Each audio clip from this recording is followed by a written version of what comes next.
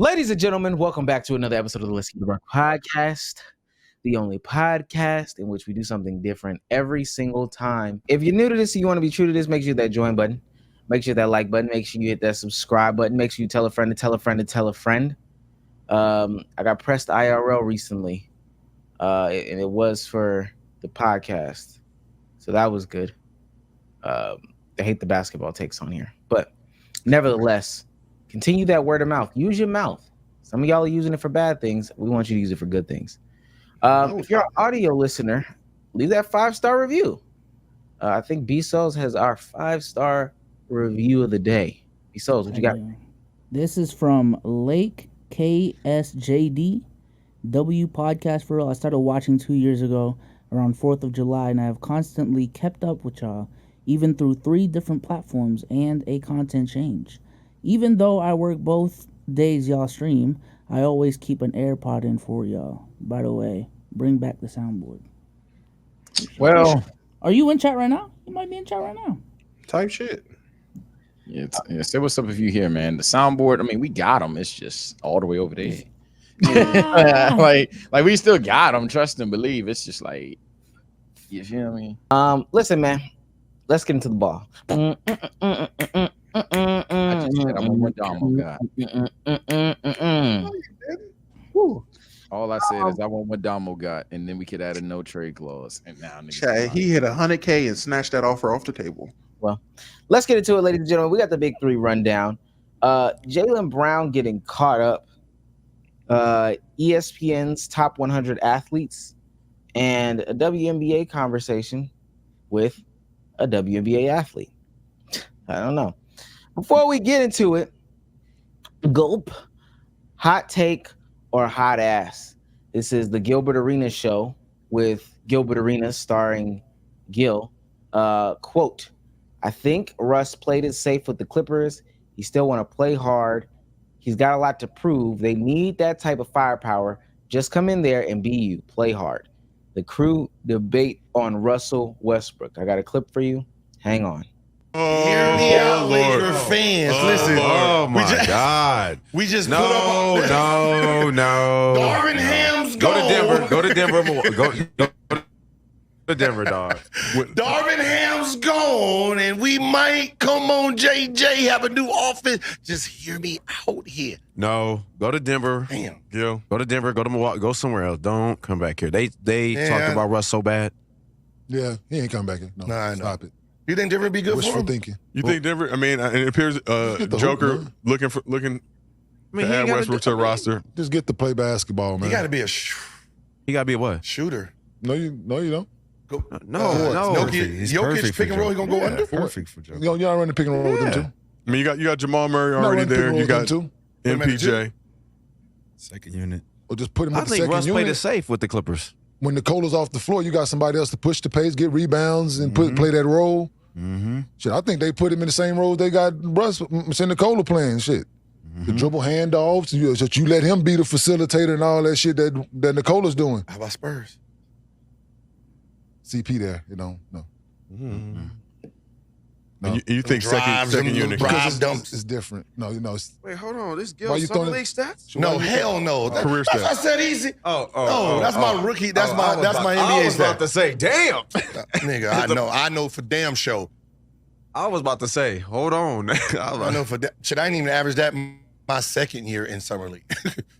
But can you think Westbrook being second unit with this Nugget squad? Somebody else will bump in and fill the void for KCP. Yeah.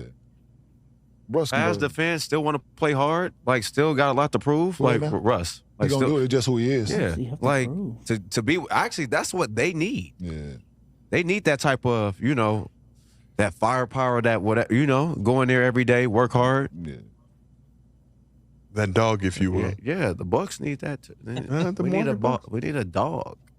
That dog, if you will. I got different opinions, but hot take or hot ass? I mean, look, I gotta keep it a bean, and I want to go first because I gotta adjust my fucking mic volume or my headset volume. But let me just say, bro, hot ass. But hear me out. I agree with a lot of the overall sentiments. Hey, instead of Denver, how about San Antonio? Hey, would Russ on the Nuggets actually work? These are things I can actually see as valid, but the reasoning, what the fuck? to be Jokic? Huh? I thought we was going to say essentially to be just like a slightly worse shooting, you could argue better everything else, or even just a secondary version of Reggie Jackson, whatever. He could do something. He could imitate that. He doesn't need to do the handoffs like Jamal Murray does. That I agree. That doesn't really necessarily make the most sense. But like just like their explanation of things. Why can't he go to the Spurs? Well, Chris Paul's there. Fuck Chris Paul. In the sense of like Russell Westbrook, Chris Paul in 2024 heading into 2025. I don't think Chris Paul is a deterrent factor for that. Hey. But each his own. By the way, it's not fuck Chris Paul, but like as a skill, like what the fuck? But I don't know. But fuck Chris Paul.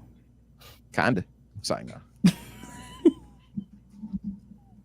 I ain't gonna lie to you. Hot ass, but slightly differing from what Sage is saying.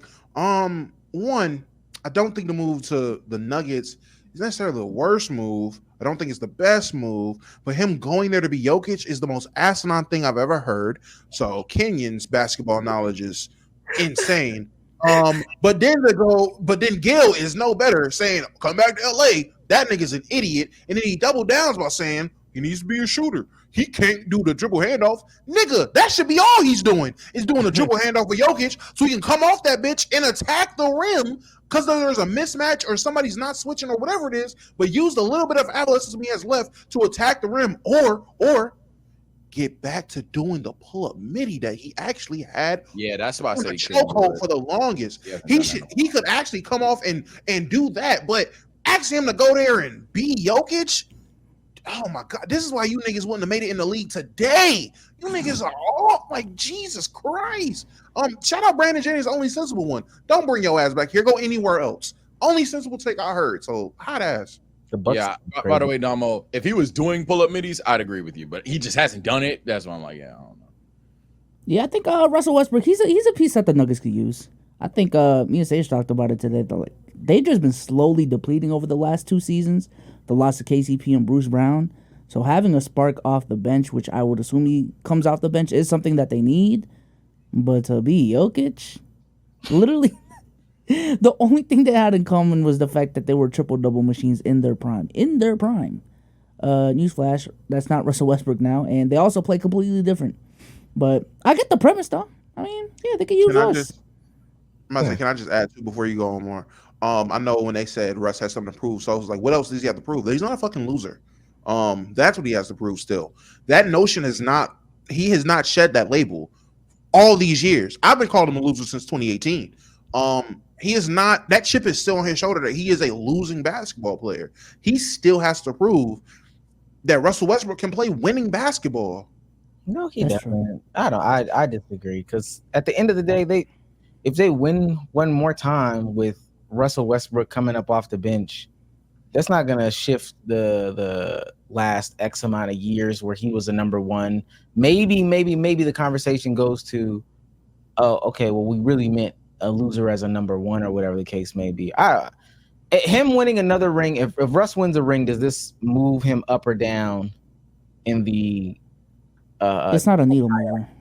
Yeah, it's not a needle mover, but in terms of like his perception, like he's been known as a loser his whole fucking career, so it would change that. It would change that conversation. And I wouldn't say it's a needle mover, but it's definitely well, I will say it depends how he plays. If he's playing like a bona fide piece that's like if you look at them winning and say, okay, Jokic is one reason, Jamal Murray's the next, and then after that, shit, you'll be an idiot to say Russ isn't the third reason why they won this ship. I think that would do a lot for his perception and his career overall. I'm not gonna lie, I watched niggas change their opinions about Dwight Howard when he won with the Lakers, and he played a way lesser role than what I'm thinking Russ needs to do.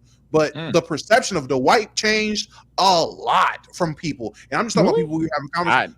Them locker room spaces, yes. No. Perception of Dwight changed. I guess I'm challenging. Do you think Russ is going to have that impactful of a role? To be very honest? I'm saying he would have to for the perception change. He would have to have a major role in them winning for it to change.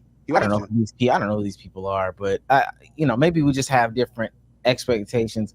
When Dwight won a ring, You know, it's crazy when I talk about Dwight Howard's career, I don't even bring up the ring. Like it's a non-factor to I'm me. talking about his prime, the DPOYs. Yeah. Maybe it was recency bias at the time then, but I'm verbatim was having conversation with people who rethought how they talked about Dwight Howard.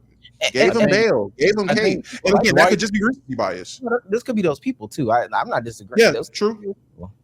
Dwight is an interesting one in this conversation of all the names you brought up, because Dwight Howard, we never looked at Dwight's game and said, yeah, you can't win a championship that way. For example, Shaquille O'Neal, literally the most one-to-one comparison of Dwight Howard's entire career, won a championship that way. It was just like, damn, was Dwight not as good as Shaq was in his prime and things like that, which most 99% of the planet would say no. So that's a thing with Russell Westbrook, though. And this isn't even me necessarily disagreeing with you. I could just see this happening. If Russ gets a ring, that can be easily interpreted as Jokic did it again. Oh, and Russ was on the squad. Because with Russell Westbrook, especially in his prime, he has a certain play style that people questioned if you could win that way, and it never got confirmed. Dwight Howard, he even technically low-key confirmed that he could have done it, considering how he got past Denver, how he got past pretty much every other team that he played against. I think there was one series we actually benched him, and that was just being a physical-ass big, which in his prime, he was a physical-ass big. I can give you that. I can definitely give you that, because I was one of those people as a Laker fan that said, man, if LeBron does it with Carmelo, y'all better not argue him being the GOAT, because Melo, really? So yeah, I give you that. And let me say this too, because I didn't say this. Of course, I agree with Damo said. This whole he could be Jokic off the bench was crazy. Yeah, that's. I hate that every time we see like a trade or a signing, we automatically assume that they're gonna start. Like that's not how the NBA works. Figure it out a different way. I don't know why people thought not Chris Paul, but Russell Westbrook, who just got traded from being on the bench to the Clippers, is going to go to the Nuggets, a better team, and then automatically start starting. Even if they lost pieces, he does not feel the need that they like dropped. Like it doesn't make sense. I hate when we have those conversations in that fashion. They'd have two non-spacers on the floor, and Jokic just didn't even have like a good. Yeah, Jokic didn't even have a good 3-point shooting last season. So two non-spacers at the same time, and I would argue, I think a lot of people say Aaron Gordon is definitely more valuable than Russell Westbrook. Like, there ain't no argument. And that's why I was questioning the role, but I misunderstood what Damo meant. But yeah, I thought initially Damo was saying that he would have the third most impactful role. Hell no. Aaron Gordon is exponentially more important than, to be honest, everybody but Jokic himself, than me. And PJ would too, I ain't gonna lie. And PJ And definitely. whoever arguing that last name is Houston. That's how I feel. Next hot take or hot ass. John Wall. I think this is on the John Wall podcast. John Wall believes that during his peak year, he was the second best player in the East behind LeBron James. He says, quote, "Sad thing, injuries happen. It's a part of the game, but I felt like I was the second best player in the East that year after LeBron. We were hooping, we were balling. You solidify yourself when you get to that second max, even third max. You feel like you made it. I'm one of those guys people talk about on the regular." He might have said that on Knuckleheads, but regardless, Legend of Winning gives us a little bit of context. John Wall might be right. Two-way guard, crazy athleticism, great finishing, and top-tier playmaking. But this really speaks to how weak the East was at the time. In 2017, the West featured Curry, Harden, Durant, Kawhi, Davis, Westbrook, and Wall wasn't better than any of them. Do I need to bring off some people in 2017 that were in the East? In the East, I just feel like those are completely two different points, but yeah. I mean, I don't necessarily know if I'm going as far as that, considering there's some a powerhouse in the East at that point in time. But sure, just for everybody's sake, even though I definitely have the names already. All right. Just Boston, they won 53 games. Best player on that team was Lil Guy. IT was better than me. I was about to say that. I'm about to say IT was better. I disagree. It's debatable, but disagree. I got IT. Well, let me keep going, because I think IT will be the one where we have the conversation. Toronto Raptors was like DeMar DeRozan or Kyle Lowry, whichever one you felt like. The Atlanta Hawks, I don't think that there's a conversation there. Paul Millsap, I don't know. Bucks, Giannis was starting to. Giannis literally just starts averaging 20, right? Yeah. Like 20 just parts. I'd say Wall got it. 5 assists, 9 boards, 2 steals, 2 blocks. I don't know. 77 from the free throw line, and then from the field, he shot 52. Giannis had a monster season, but they also finished below the Wizards. The Pacers, is this Paul George? This is Paul George's like last year on the Pacers. Paul George, he plays 75 games, averages 24, 2 steals, 3 assists, 7 boards, 90% from the free throw line. Wasn't he dogging the Raptors in the playoffs I'm too? gonna say Paul George is better. Basically, yeah. I'm gonna say that Paul George is better. 40% from the free three and 46% from the field. I don't think the Bulls had anybody at the time. Jimmy Butler. Hold on. Damn. I ain't gonna lie, John Wall. I was almost taking side, John Wall. This is Jimmy Butler, Dwayne Wade, and I think Rondo is on this team. Yeah. Jimmy Butler, 24, 6 assists, 2 steals, 6 boards, shot 87% from the free throw line, shot 37% from 3, and shot 46% from the field. Even just with those names, I mean, should I keep going? Because Go ahead, Domo. I'm about to say you just named a bunch of a couple people where it's arguable, and one guy I think was definitively better. You can stop there for me.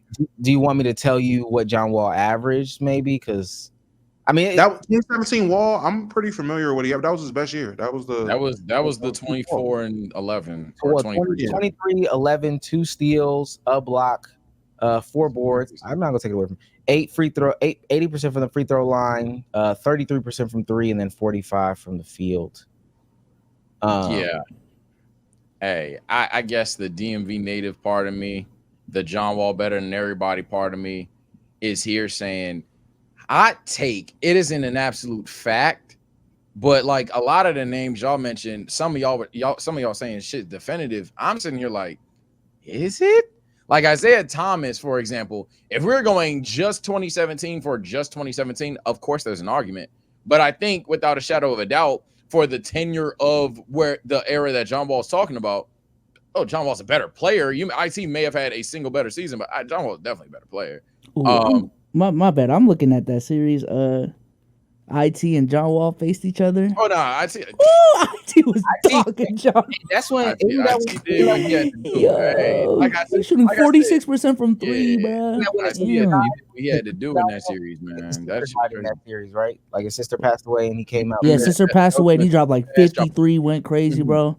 That's one of the few times I legitimately cried watching a fucking basketball game, bro. I ain't got no disrespect on IT. That was tough. But yeah, like for example, you could say Wall there. Paul George is probably the closest one that you're like, stop it. You're probably gonna go PG, but like I don't think anyone's a moron for saying John Wall.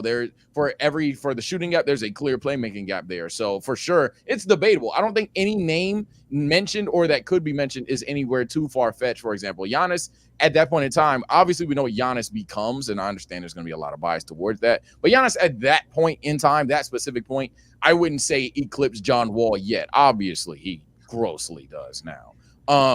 What else? Names not mentioned, like Kyrie Irving, for example. I mean, that's literally a debate around here. So again, maybe it's just my environment taxing my brain, but like literally, Kyrie versus John Wall is talked about in the hood right now in DC. So yeah. Can I ask you a question? So you would say because there was a playmaking gap that would compensate for the shooting gap between PG and John Wall in that era? So this era that wouldn't matter. Gotcha. No, no, because what is that supposed to mean? He's trying to go back to DeRozan PG. What? No way, man. I was asking a question. You're not slick, man. Nobody's slick, bro. And I also don't think that and if we really got to go there, I don't think the gap between this version of Paul George and this version of DeMar is nearly as bad as John Wall in his prime and Paul George in 2017. Is DeMar better that year? But it's still a gap, though. Nah, DeMar was better that year. It wasn't. No. DeMar wasn't better that year. I don't know if DeMar was better that year. All right, now I feel. Listen, man. I think ultimately, bro, there's LeBron, and then a whole tier. John Oh, Wall's for in that sure, tier. for That's sure. ultimately what it is. But he's debatable up there though. He could be debated at second. And I ain't gonna lie though, I will say this. I feel I like wouldn't. y'all mentioned DeMar. Like I was gonna get there. When y'all said DeMar, I feel like now y'all disrespecting John Wall. Hold on, I didn't even read DeMar's. I mean, these are just stats. Say, You don't were right disrespect about DeMar, Kyrie. I probably should have read Kyrie, but DeMar was 27, 4, 5, a steal, 84% from the free throw line. Of course, his 3-point percentage. I don't know if y'all want me to read that, but he also shot 47% from the field. That's pretty calm. You have to say the act like that's not even that act like that's not even in conversation because he crapped out to LeBron is super disingenuous. But I'm not saying that's the sole reason. I'm looking at both players' skill sets, and especially at that point in their careers. If you're gonna take I could even dumb it down, but granted, that's not my only argument. But if we're gonna take two non-significant shooters and say, okay, which one just adds more to the basketball court? John Wall by a lot, like not by a lot in the sense like that he clears him, but like consistently, I'm taking John Wall in many aspects of the game outside of quite literally mid-range scoring. John Wall better than that. It would be John Wall. I agree. So let me ask you this, because I ultimately, let me say this: do we all agree with what B-So said? LeBron tier below. Oh yeah, that's everybody else in the East. Yeah. All right, cool. I'm glad y'all said that. Put a name on it. LeBron tier below. If you had to put one person as the second best player in the East during that time, put the name on it. IT. I'm going IT as well. B-So. Hey! I can't go IT because we're not even talking about 2018. Because I think 2018 was when John Wall got injured. So we're literally just strictly talking about the 2016-17 season. And in that season, IT was East MVP, bro. Outside of LeBron. MVP season, bro. I don't know. That's literally the main reason I'm not going IT. I think we're talking about 2015 to 17. I don't think there's a reason we're not counting 15 to 17 for the sheer fact that that's when the Cavs were doing what the Cavs were doing. That's when the Warriors were doing what the Warriors were doing. And everyone views that era the exact same way. There is a clear line where people view 2017-18 for very obvious reasons, and then 2015 to 17 for very obvious reasons. So I think that's the whole sample size of it. So even if you belittle it to that year, it's definitely a debate, a respectable debate. And I'm not mad at y'all saying IT, but the reason why I gotta say, shit, I don't know if I'm going Wall yet, but the reason why I'm looking at Wall and Paul George is because I can't go off 1 year and saying IT solos like that. I can't, especially when that 1 year is comparable to the other. But that's what we're talking about. We're talking about prime John Wall, though. Like yeah, John Wall. Yeah, but peak John Wall isn't just 2017. John Wall was productive enough during that span. He wasn't like just some one. Damn, that was almost disrespectful to IT. He wasn't like a straight up one-hit wonder, but like. You know what I'm trying to say, bro. Like we ain't got to. No, I know, but like, relax. I do not care. You know. There's 1 year that there is a wolf in Antarctica right now. Well, no, there wolves are in Antarctica. Yo, you attacking short guys today, Sage. I'm not. I'm saying, bro. I'm not tall. We get it, bro. You 5'12". Damo, Damo. One guy, the Sage pick two.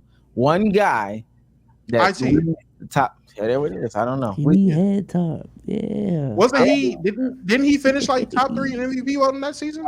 Top five. What was John Wall? 7. Was he also top 5? Top 7. Tied for 7. Yeah, man. Hey, 2 spots above him. Oh, now you care about fucking voters, Damo. Get out of here. Damo, I agree as well. Damo cares about voters. No. Hey, Sage, I'll be real with you. I only care about MVP. I only care about accolades when it fits my narrative. Jesus, I'm getting my food. I agree, Damo. I've never thought we would sit here and agree specifically on that, but IT, the little guy, man. Big IT. Hey, man. Big IT. Put him on a team. Fuck it. Facts. Let him be a bet again. Okay, he didn't average. All right, keep it pushing, ladies and gentlemen. All right, Jaylen Brown got called out for hating on Bronny. B-Soul's guy. Well, B-Soul's guy is Jaylen Brown. Damo's guy is Bronny. So, Damo, your guy got hated on by B-Soul's guy. I don't know how to paraphrase. Stat of the day: Jaylen Brown was 1 shot worse than Bronny James in his first summer league game. He was 5 for 26. His first summer league games, 5 for 26. I think Bronny was like 6 for 25 or something like that. Or Bronny was 6 for 26. Jaylen Brown was 5 for 26 in the first 3 games. Cruz, can you go ahead and cue up? Let's actually play the Jaylen Brown video first. Jaylen Brown hating on Bronny. So this is him, Kaiser Ray, and Angel Reese sitting at the game, and supposedly Jaylen Brown mouths the words, "I don't think Bronny is a pro," something along the lines of like being in the G League, et cetera, in this conversation. And they're trying to have some sort of back and forth conversation about it. Let me ask y'all this first. Mm-hmm. Do we feel like there's an issue with pro athletes having a conversation? Because this is what a lot of people are saying. Pro athletes having a conversation about basketball. Pro basketball players having a conversation at a pro basketball game about another pro basketball player. No, because it's colleagues talking about colleagues, and honestly, it wasn't even supposed to be a public conversation. It was a private conversation that someone just had to eavesdrop into, and everyone had to play fucking mouth detective and just piece together that yeah, he was dissing Bronny. So no, I think they should be able to talk about whatever they want. Dama? Yeah, no. I think it's super weird that people are recording that thoroughly into a pro basketball player talking to trying to be pro basketball player about another potentially pro basketball player. That's super wild. Yeah, I think it's a work conversation. It's a conversation about work. We've had conversations about YouTubers before. We've had conversations about people's directions, people's strategies, and stuff like that. If we didn't feel like it was something we thought was good or whatever, it's not that big of a deal to criticize people for work. Now, I'm not gonna lie, a lot of people were upset because it was in front of the baddies. He said he was pillow talking in public. Not in front of the hoes. What are we talking about? Damn, Angel Reese a hoe now? Wow. Oh, Angel Reese. Wait, what? See, here you go. No, man. No. Y'all would have voted Angel Reese and Kaiser Ray. Y'all would have just started hating on everybody too. I ain't super, nigga. Hell yeah. Had Answer to. questions asked to me. Yeah, I don't know. I probably would have I started. ain't super, nigga. I'm sorry. I try to be solid, but folding. I'd dog his ass. That's what I'd say. I can't wait till we run into the Lakers. Especially if I'm Jaylen Brown. I ain't gonna have all these niggas ass. Like, And that's when you got to pull that trump card out the back. What we doing tonight? All of us. Shoot, yeah, from beat. What we doing after this? Let's get out of here. You seen they left early. You probably did pull that card out because they smooth left early. I'm probably just.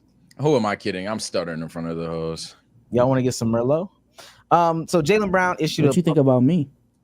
Fuck all that. Yeah. As soon as he did something, oh, nice move. Oh, word. Oh, word. You ain't seen a nice move yet.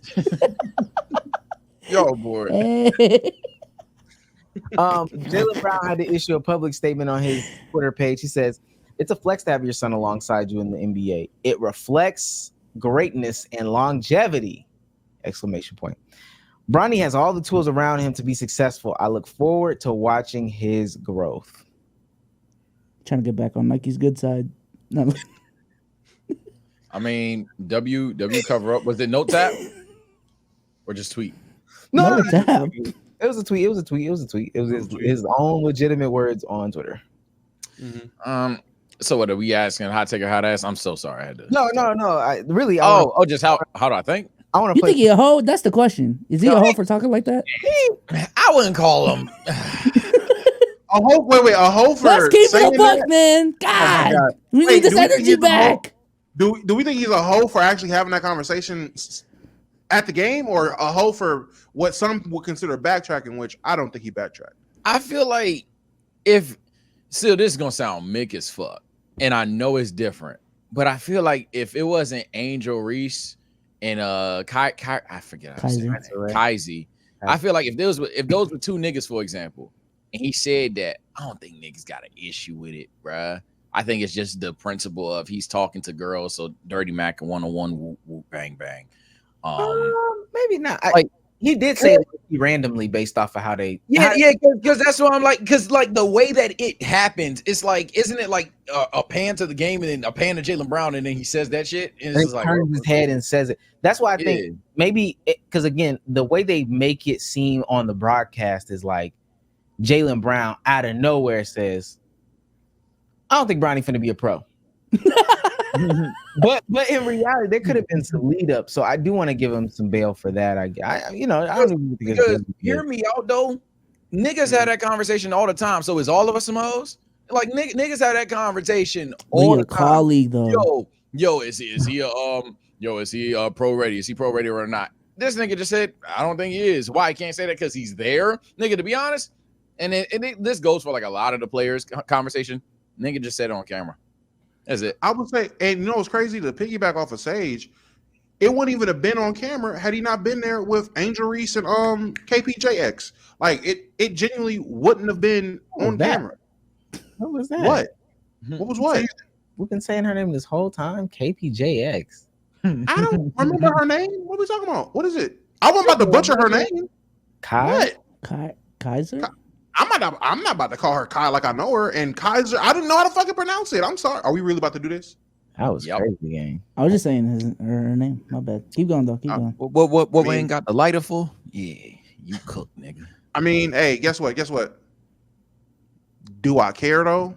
No. Like what the fuck? Again, if he wasn't there with those two women, it wouldn't have been an issue. Like they wouldn't have been on camera. He would have said, it's been plenty of pros in the building while Bronny played. Ironically, none of them have been on camera while they're having conversations. Why is that? Is it a diss now to just have the belief that Bronny isn't a pro just yet?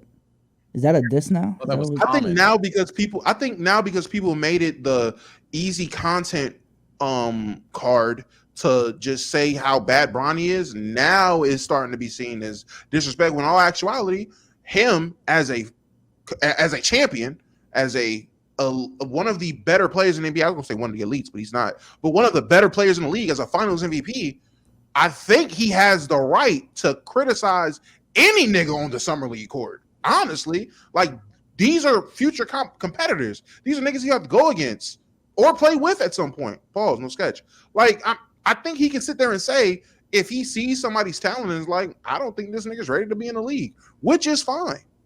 This is just all being blown out of proportion. I think this is legitimately what happened. Kaiser's on the phone. You think Bronny a pro? Jaylen? No, I don't think so. And they went about their fucking night, bro. That's it. Mm-hmm. That's it, bro. It was like a small conversation that happened for 5 seconds. I forgot he's a Celtic. No, that villainous Brown started that out of nowhere. Let's see what Gilbert and the gang has to say about this conversation. No way they talked about it. It's 100 degrees in this motherfucker. Check He was the 3rd pick in the NBA draft. The 3rd pick in the NBA draft. The first 3 games, just like Bronny. Bronny was 6 for 26. Jaylen Brown was 5 for 26 from the field in his first 3 games in summer league. He's fine. That's a good upside. He's fine. That's a good upside. Man, no one bashed him, and he was the 3rd pick in the NBA draft. No. I don't think that's the way to make it. I'm about to say, I don't think that's true. The stat is true. I just feel like the no. I'm saying no one bashed him. I'm saying I don't think that's true. The 3rd pick in the NBA draft going 5 for 26 in his first 3 games. I mean, I'm pretty sure we was in the Discord. We was in Hoop Talk Discord talking shit. I ain't gonna lie to you. I'm pretty sure we were. I don't know. I don't remember. I'm about to say, but I'm pretty sure niggas was on his ass just like you're on any lottery pick's ass if they're playing ass in summer league. All these niggas will get it. So I don't think that's true. I know where he's trying to go with that specific point, and I actually seen, or me and SOLZ seen a little bit more of that conversation because I think they talk about it again. But I'll definitely say for that specific take, no, it's not the same, but I see what you mean, Gil, because like he's a lottery pick. People are going to practice more patience with that guy, even if he didn't get bashed, which come on, bro. People, it's Twitter. Niggas made fun of him. But let's say it's true. Nobody made fun of him. The difference is with Bronny, one, he's Bronny James. Didn't ask for it. Has done nothing wrong, by the way. But that's just what it is. And then two, this is a player who you could even legitimately question if he should be in the league or not, if he's ready there. So when he's doing it, it's like a see, I told you so. When Jaylen Brown's doing it, it's like, ooh, bust. So I think it's two different things. Nah, Sage, you're wrong. You're wrong, Sage. You're wrong. He did do something wrong. Oh, he went pro. Yeah, yeah. He's internet. Hey, internet. Hey, you know what he did wrong? He went pro. He should have went back to school. That's where he went wrong, man. Ever since then, the moment he put his name in the draft pool, all hell went broke loose. That man, Bronny, that man has literally done nothing, and y'all are treating this man like he's like a fucking child that you have to, man. I just wish this is something he actually wants. That's been my constant take this whole time. Is I just really hope Bron isn't living, not necessarily vicariously, but he's just trying to fulfill this NBA fantasy that he got, bro. Like, if Bronny really wants this, that's cool.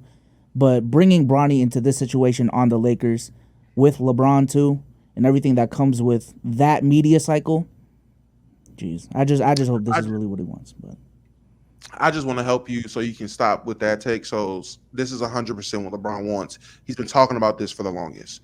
He was talking about this when Bronny was yay high, my G. Like he's been talking about it for. He's planned this. He is planned to play basketball with his son. This is not something Bronny wanted. Didn't Bronny even say in like an interview or something? He wasn't really trying to play with his dad. Like he's not trying to play with his dad, or he doesn't care about playing with his dad. Like this is not something on his radar. This is what LeBron wants. Yeah, no. I mean, I do think Bronny wants to play basketball. By the way, I'm not going to throw this on the man, and we don't. No, Bronny. No, Bronny wants to hoop. That's very clear at this point. He had a heart condition and came back and still did it. I don't think Bron is narcissistic enough to be like, hey, nigga, the doctor said your heart good. Get back on that court. Get back on that court. That's what I'm saying. Yeah. I don't think he's that bad, but I will say, SOLZ, when the documentary come out in 10 years and Bronny is sitting there in Lithuania talking about his career and saying, yeah, you know, to be honest, I never wanted to go pro when I went pro. My dad really was the driving force behind it. I just want to save you time, gang. Like this is LeBron's doing. If Bron retired, let me make it clear. I'm not questioning that LeBron wants this to happen. I'm just questioning if like he's doing this in spite of like Bronny's like what Bronny wants to do. Which you are saying, yeah, Bronny don't even want to do this. So if that is the case, this just fucked up to me. But I ain't going to draw that. To keep it, I wouldn't either. I wouldn't either at this time. So. To keep it going, apparently ESPN has made a top 100 athletes of the 21st century list.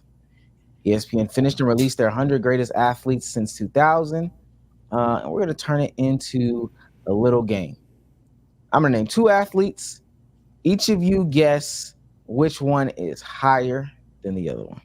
On ESPN, not personal, but on ESPN. Yeah, right? On ESPN, they put the whole list out on Twitter.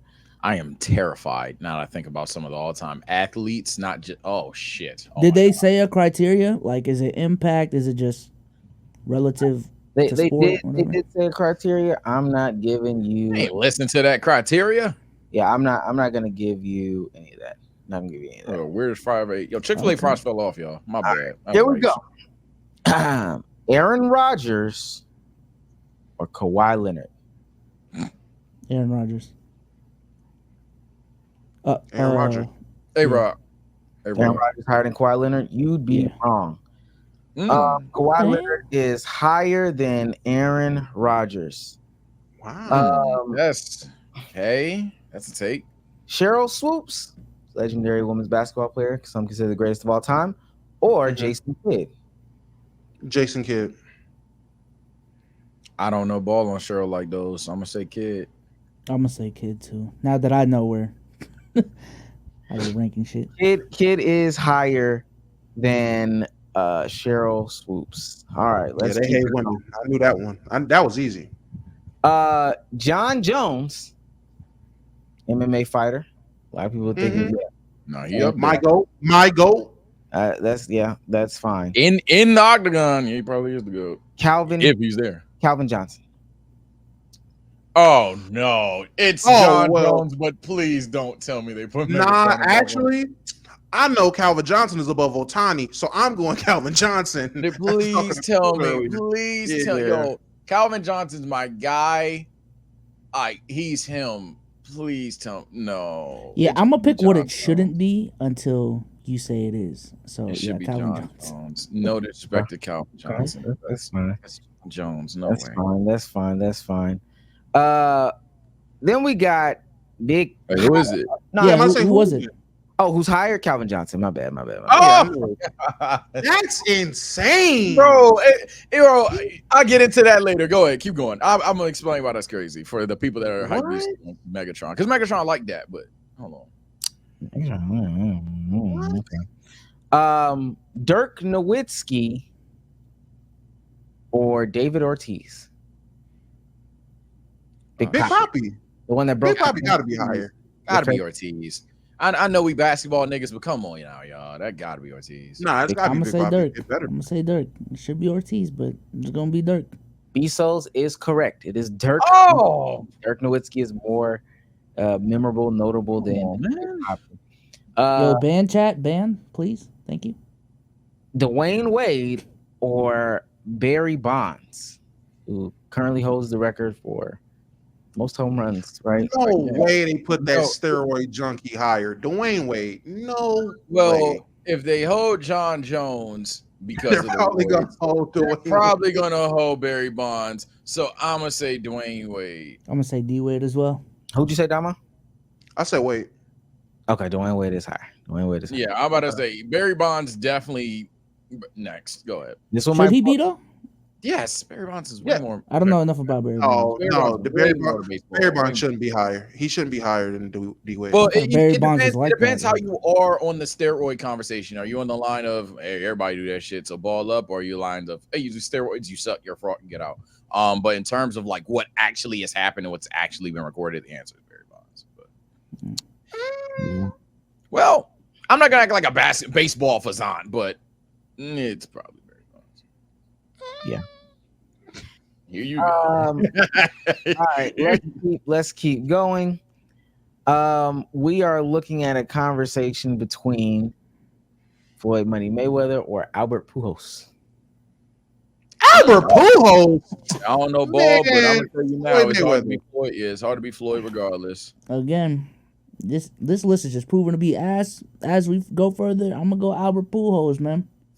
The only debatable one was Megatron, but Only there's proven wrong. Is longevity. That's really all you can give Pujols over Floyd. Omar, who's it? I mean, what's your guess? Oh, I said Floyd. Oh, it's Albert Pujols. Come on now. oh Lord. What number is Floyd? Yeah. Yeah, they're right next to each other. Floyd is 25. Albert Pujols is 24. Kobe. 24 better than Kevin Garnett or Diana Taurasi? shit, I don't know. Damn. Well, we hate women in 2024, so give me KG. I don't know enough about DT to be honest with you. Yeah. Damn, I don't know ball. Yeah, I'm not gonna fake. I'm not a WNBA historian. I'm gonna go KG. It is Diana Taurasi. Go Wow, for it. now we like KG. women. Might be true. I don't know. On ESPN. Now we like women. Shaquille O'Neal or Patrick Mahomes? They have the chance to do something hilarious, and I'm going with it, Mahomes. It should be Shaq right now, Well. but I'm gonna say Patrick Mahomes is already over. Should. Since 2000, Shaq. Should. It's Shaq. It is Shaq. It is Shaq. They being pussy. That one's close. I'll give you that, but nah, that's pussy voting. That's pussy voting. Last few. This is insane. That was probably the closest one, though. Kobe or Usain Bolt? They're gonna put Bolt, but Yeah. Kobe. But they're gonna put Bolt. Give me Usain Bolt. They're gonna go Bolt. It's Usain. Now, Kobe or Tiger Woods? Tiger. Woods. Gotta be Tiger. Tiger Woods. Gotta be Tiger. Oh, wow. It is Tiger Woods, though. Yeah. Kobe or Ronaldo? Ronaldo. What? Ronaldo. Hey, I love Cole, but Ronaldo. Oh my God. Should be Ronaldo, but Wait, no. Yeah, Ronaldo. Don't second guess that. If they say something stupid, they said something. No, stupid. it's. The answer's Ronaldo. I'll say it afterwards. It is actually Kobe. It is actually Kobe. Wow. Yeah. Tom Brady or Simone Biles? Simone Biles has. She has the most gold medals in Olympic history. I'm gonna say Simone Football Biles. and basketball glaze, so I'm gonna go with Brady. I feel like on these lists, like they really gas up like Olympic athletes more than other athletes. Yeah. Give me Tom Brady. Final answer. Tom Brady be so said Simone Biles, and what do you say? I said Simone Biles. I'm gonna say football and basketball have gotten the most flowers here, so I'm gonna go with Brady. It is actually Tom Brady. Yeah. And then I'm going to have you do the top 4. You put them in your specific order. We have Lionel Messi, Serena Williams, LeBron James, Michael Phelps. Let me go first. Michael Phelps, Serena Williams, Messi, LeBron. You got Phelps at 1? No, ESPN has it like that, don't they? Okay. I'm like, what? Phelps 1? Yeah, I'm thinking in the minds of ESPN. Whoa. Okay, we're supposed to guess for ESPN. Right. My bad. Yeah. Michael Phelps 1. What are the other 3? Messi, LeBron, Serena? LeBron, Serena, yeah. Let me go at 2, Bron, 3, Serena, 4. I already forgot. Messi. ESPN's list? Oh, this is easy. Phelps 1, Messi 2, Braun 3, Serena 4. It is Phelps 1, Serena 2, Messi 3, LeBron 4. I almost got it. Oh my God. Oh, that's my God. exactly the list I said. I knew it. Hey, no, yeah. The second I remind myself, ESPN's list, the debate was LeBron. The debate was LeBron and Messi. What do you think it should be though, Dominic? I ain't gonna lie. I don't. What if I were to do this ranking? I don't know how it even rank. If I was to do it would be completely different. I would go. If I was doing this list, I would go probably Phelps 1, Braun 2, Serena 3, Messi 4. I can't put Phelps at 1, man. Phelps got a hell Shit of a me. Nigga, you better get in that pool and get in that pool, get to swimming and see how that feel. Hell no. Isn't he like an insta gold every time? Like he doesn't. Yes. That's different. So was Braun though in the Olympics? No. I never even said it's because of swimming and no shit. I respect swimming, nigga. For me, bro. I gotta say, Messi. Ooh, no. Damn, I gotta have Serena's career profile in front of me, bro, because her shit's cracked too. It's still hard to cross compare. And Serena and Phelps been doing this shit since they was like boppers, like kids. Damn. Shit, but Messi's like Braun gotta be 4. I know that's a scorcher. Braun's 4. It's only since 2000 though, to be fair. So Braun 4 for me. I guess gun to my head, Messi 3, Phelps. Nah, I don't want to put Serena at 1. Damn. Do it. You know what? Fuck it. Put Phelps at 3. I'm gonna let my black women shine, man. Put Messi at 2 and Serena 1. I literally that 3 is close for me. I think I got LeBron at 4 though. There's something I'm gonna die on. Yeah, I don't know who ever puts these like lists together, why they put these lists together. It's totally unnecessary. I don't even care about these lists, to be honest with you.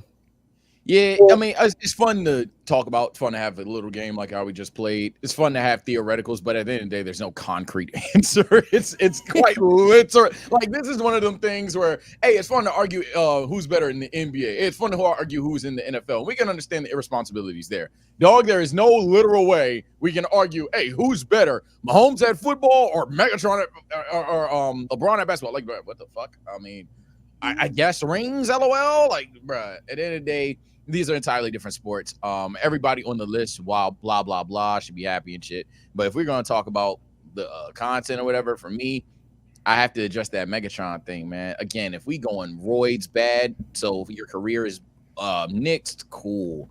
But in terms of what they did, dog, Megatron is like that. Like, like that, like easily one of the 10 greatest receivers I've seen in my fucking life. But bro, I don't want to say he overrated, but and Damo, you gonna get pissed. I know some niggas in here that know ball gonna say, nah, I'm not entirely lost my shit. There's a crazy nigga out there that used to wear 84, that was in the league with Megatron. Randy Moss, and he was quite literally just as productive. But I think talking about it's like it's the year 2000. Oh damn, it was Anthony. It's like how I'm just confused on this. Like, if we're going with like being better than John Jones, what are we doing? Like numbers to numbers, impact, aura, whatever the fuck. If we go aura, sure, Megatron, I guess, LOL. But like, if we talking their careers, dog, that ain't even the right name to put against John. If we talking wideouts, you gotta go. And I don't even think AB beating John, because they're going to accomplish, unless again you give them a roids tax. You got to go up to like Moss at that point. I don't know, but Moss did wear 84. For like the people, and I guess it's my hot take of the week for my football fans, man. Bro, I'm telling you, this ain't no Steeler bias alive. I had Ravens fans thinking I was crazy until they was like, nah, this nigga Sage was spitting. Y'all be jumping over AB to talk about Megatron. That nigga Antonio Brown was literally at worst right there. Y'all are crazy. That's too much. You're doing too much. Y'all are crazy. Hey, I don't care a fuck. I don't need to argue for my nigga John Jones. His resume speaks for itself. I'm not even. I've matured past arguing with niggas about John Jones. Ain't he shaped like an alfalfa plant? Yeah, little legs, small lower body, small lower body. What's it called? Did John Jones lose? I'm sorry. No, he's never actually lost. He has a disqualification based off of a technicality because of a bad ref. But no, he's never actually lost a fight. Ooh. And he's the youngest UFC champion. And probably has the longest reign as a champion. Regardless, man. That's nasty. And has the best resume out of any champion in UFC history. He has the best resume. But we're not. Again, I don't know who my bad, but that I just like no way. You're a loser to me. Oh wow. Okay. All right. So since Sage gave us hot take of the week, I know it's not a hot take of the week, but we'll start it off with B-SOLZ. B-SOLZ, hot take of the week. I don't got one, man. Keep going, man. I don't got one. Sage. Any money you. All right, bet. I had to. I guess I'll do the NBA related one. You know, this would seem like a cold take, but I guarantee you someone's going to try to fish for a single year. I don't think I've been alive for a year where the East was better than the West. Like, I don't know why the fuck. I was just thinking about that shit, but I was like, the fuck? I've never been alive for a year where I'm like, oh, yeah, the East is better than the West. 19? Nope. He was dead. Okay. No. What's it called? People have questions about that. 22? I want to try to get a historian on the podcast or something like that to really break down why that's the case. Not on some like Bill Simmons stuff, because I think he's biased, but somebody needs to break down why.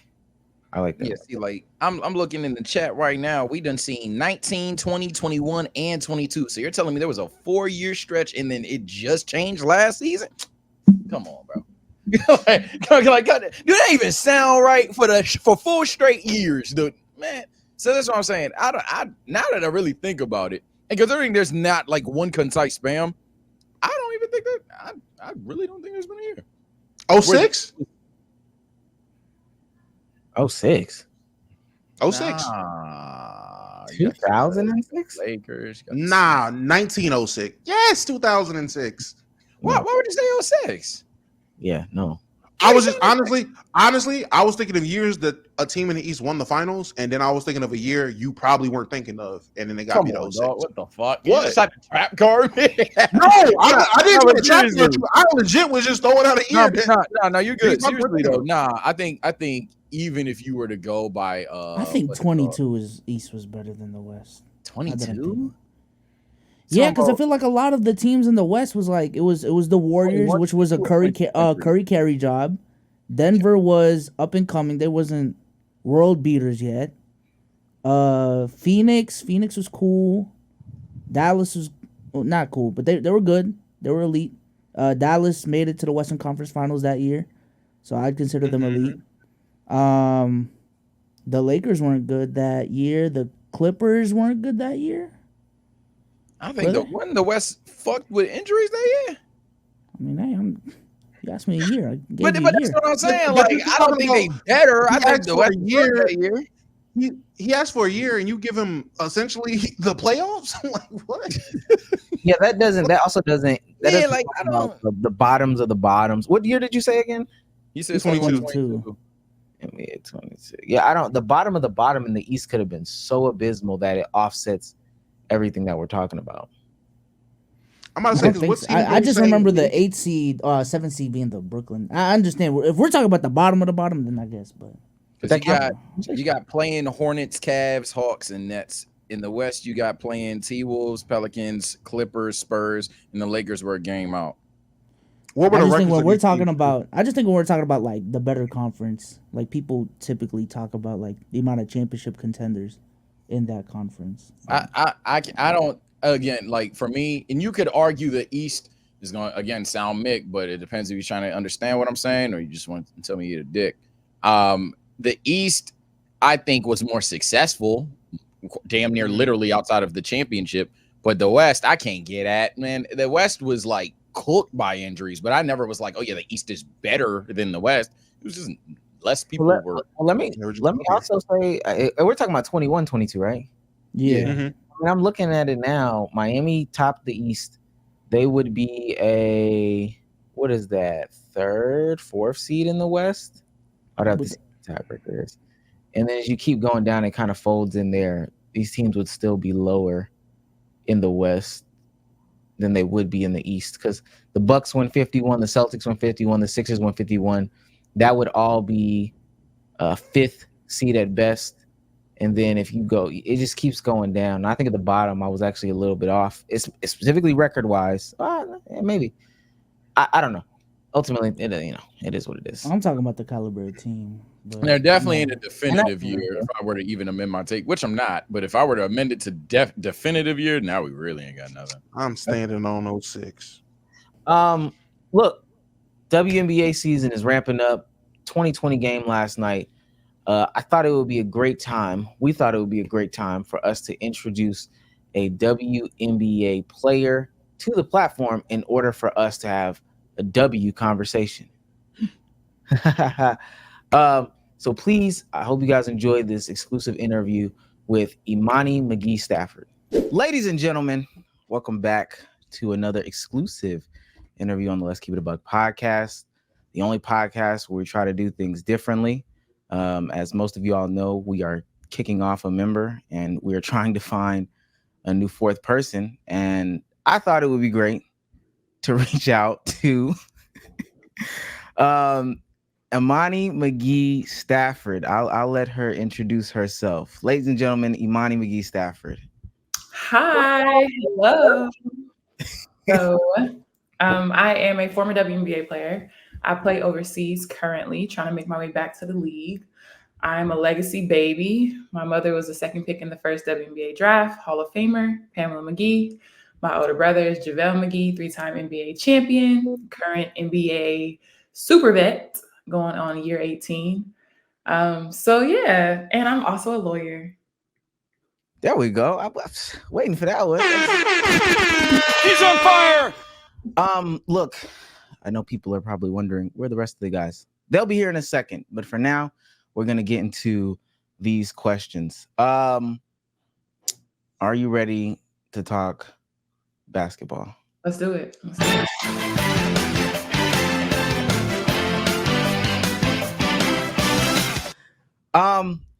We have to. Is that a Haley fathead behind you? It is a Haley Jones fathead. Okay. When I went to the Dream Fever game, they were handing them out, and I tried to finesse a couple of ones, but all I left with was Haley Jones. Okay. Come on. We got to start off with the hard-hitting questions. Apple juice or orange juice? Orange juice. That is the wrong answer. Oh my god. It's a recent development though. I hated orange juice growing up. And as an adult, like my palate has become more sophisticated. And now orange juice is what I drink. Okay, there's only one way to save yourself in this conversation. With or without pulp? Without. I'm not a psycho. Okay, thank God. Thank God. What? We had somebody on here before and they said extra pulp. They're a murderer. True serial killer. And they said to the point where it was chunky soup. Sage, how you doing? What? Chunky soup. When JoJo said that he likes orange juice with extra pulp. Oh, thank God. That was like 1 or 3 conversations. Okay, cool. Yeah. I was like, what? Chunky Sage, soup. this is your replacement, Imani. Imani, this is Sage. I've actually been on a date like this before, so.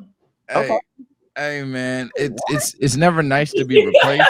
Wait. What? That's the second. What did she say?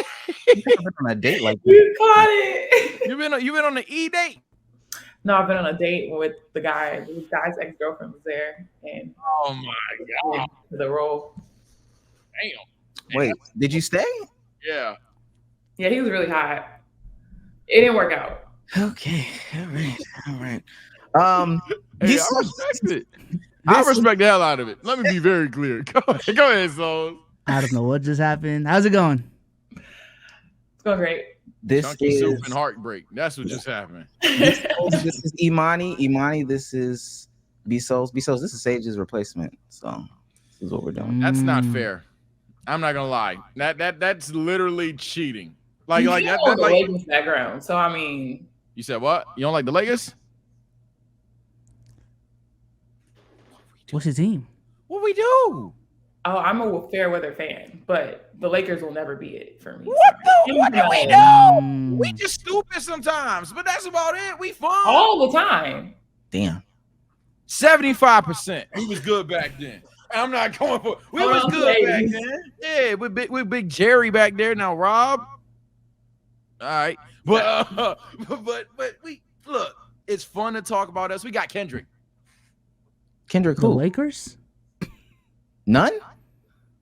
His fake bone bruising ass. Okay. Yeah, the world's longest bone bruise. What was that? Never mind, bro. That's on you, gang. Let's get into it. We're literally at the start. All we know is that Imani likes orange juice over apple juice, but not a lot of pulp. No pulp. No pulp. See?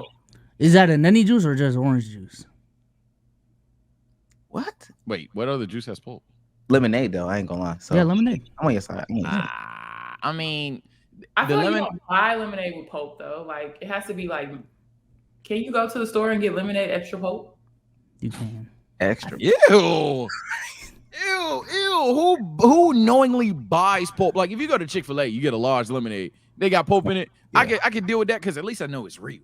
But like, if I'm going to like whatever grocery store, Shoppers, Giant, where do y'all shop? Comment below.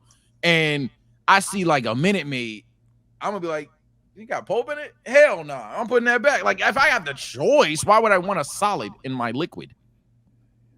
Soup, Sage, soup. Because I think you got a little echo on you. But let's get started.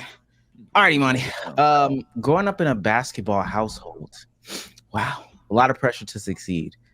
How was dealing with that? How was that coming up, dealing with all that pressure? I'm a family disappointment, but I'm also the cutest. So God's a fair God. You have to take your wins with your losses. Yeah. Why are you the family's disappointment? I'm saying. My mother is a Hall of Famer. Damn. She won on every level. My brother, she's also an Olympian. My brother is also an Olympian and a 3-time NBA champion. And they're the only mother-son combo for the same country to both have gold medals in the same sport. And then there's me. Nah, man. Me. I was drafted higher than my brother, though. I was drafted higher than my brother. Oh, so what are we doing? I was drafted higher than my brother. There you go. I mean, for me growing up, like I was always a nerd. I played basketball to get a free education, and then I just happened to be good. So my brother, like, he was born and bred for this. Like, he was going to be an NBA player. Like, that was what was going to happen. And my mom, like, we really don't know what my mom was on for real. She was just trying to get out of Flint. And it's really crazy because her year going into college, the second year of Title IX. So like women's basketball scholarships didn't even exist when she started playing basketball in high school. And then like the year before she graduates, women's basketball scholarships. So she goes to USC. And then she graduates in Olympic year, goes to the Olympics. And then she plays overseas and then literally came out of retirement for the WNBA. So that's why she's the only WNBA player to have a kid in the NBA and the WNBA, because she was just like mad old when they started. Like, it's really crazy when we talk about her because we're like, bro, what was you doing this for? Like, you just was like, I'm going to go play basketball today. And you decided to be great. Hey, some people got it like that, man. We actually, it's funny. We just came from we was watching TikTok takes on the SOLZ Stage channel, and somebody was talking about how basketball is like one of the easier sports to pick up, considering that your entire that was our reaction too, by the way. Exactly. By the way, we're just like you. Let me be very clear. I think that's idiotic, but considering your entire family tree is good at it, what would you say to somebody that thinks basketball is just you get your reps in, you're good at it type of thing? First of all, I was very bad when I started, but I also was 6'5" and 13. So that helped. Right. And so like I was so bad until maybe like junior year. And then I got like decent. Type shit. But volleyball, I played for one summer and I had D1 offers. Damn. Like basketball is such a skill sport. Like it's just not, and that's why players can get better every year because there's just always some more things to learn. Like it's a very technical sport. It's very skill oriented. Like, yes, of course there are like the Blake Griffins and DeAndre Jordans that get very far being athletic and then like have to figure it out later in life. But that's a very small subset of it. And that doesn't really happen in the women's game. Now, I want it to be known, because all the volleyball players are going to want correction from you. You're saying volleyball is the easiest sport. No. That's what you said. Hey, we right here with it. Might work. I would say it's easier than basketball. There you have it, chat. Basketball. She think that's media trained, but we got her. Don't worry about it. There it is. We got her. The second option. Second option. I want to know, have you ever played your brother or your mother in basketball, and how did it turn out? Ooh. I've never played my mom because I was the second kid. So no, she is all out of that. She's worked me out before, but we've never played. I have played my brother. He did not dunk on me. Okay. That is what I stand by. I stole a ball from him once. Okay. Ripped him, you know? But yes, that is my final statement. Okay. So it didn't, I'm just gonna guess based on the standards there, didn't go that well. No, it went well enough. Well enough. 5 points. We can move forward. I feel like right now is when you should take on your mom. I'm not gonna lie. Hey, no need, bro. But also, I went to like maybe 4 years ago, and my mom had me at 31. So she just turned 60 recently. Okay. And this is like 4 years ago. So mid 50s, we go to lift and she's like, yeah, let's just come lift with me. Like whatever. She puts 445s on both sides of the leg press and just starts using it. I called my brother because I'm like, bro, what's your mom doing right now? Like what is she on? And she's doing it though, like legitimately, like pushing it up and then upset because I can't. And I was like, ma'am, I don't know why you needed this skill when you play basketball. You just casually. But no. So I don't know. My mother's also like she'll die competitive. She's that type of person. Like she'll throw her last limb out just trying to win. So no, I don't want those problems, to be honest. She just casually just pushed 400 in your face and then said, "Do it." Literally. And it was so confused that I was like, "What is you on?" Like, does she regularly train, or was it just? No, she goes through spurts. Yeah. So at that time she was like in the gym being cute and stuff, but that was her being cute. That's being cute. Yeah. So she's pushing these Jones talking about adorable. oh, okay. This is when I knew I couldn't be professional though, because I got to 399 and couldn't do 400. So that's crazy stuff. Wait, how'd you get 399? Don't worry about it. Don't worry about that. let's fast forward a little bit. I know you said that your junior year is when you felt like you started to get better with basketball. I do want to add, actually, let's go back a little bit. So was it your decision to even pick up a basketball, or it was kind of like, hey, this is an understood thing. Your last name is your last name. A ball is going to be in your hand. 50-50. So like my mom and my dad have very different views of like basketball. My dad was so scared that I would get like burnt out because I also grew up in LA, and my mom is, you mentioned basketball in LA and USC, the McGee twins, like it's everywhere. So he was so scared that like I would get burnt out about it. And like when it got serious, I just quit. So he like made me beg. My mom, on the other hand, like had a basketball in my brother's hand from birth. So I kind of wish my mom would have took the lead on it because I would have been way better. But like, I just really had to love the game. Like I had to beg my dad to play, and I was really bad growing up. So anytime I got in trouble, he took away basketball. But I did theater, I did computers, I did all types of other stuff. But basketball was the first thing he took away. So I really didn't play seriously until like high school, because my first game in middle school, I broke my ankle. Damn. Yeah. Okay. So fast forward a little bit, and this could be high school, this could be college. But when did you think that basketball could be a profession for you? Junior year of college. Okay. So I went to UT. I went to University of Texas, Longhorns. Yes. And I went because they had the best accounting program in the country. And at the time, I wanted to be a wealth manager. And like they had this little 5-year program. You could sit for the CPA, and it was like all wrapped up to it. The school would pay for it. It was a cute little thing. And I never thought about being a pro basketball player.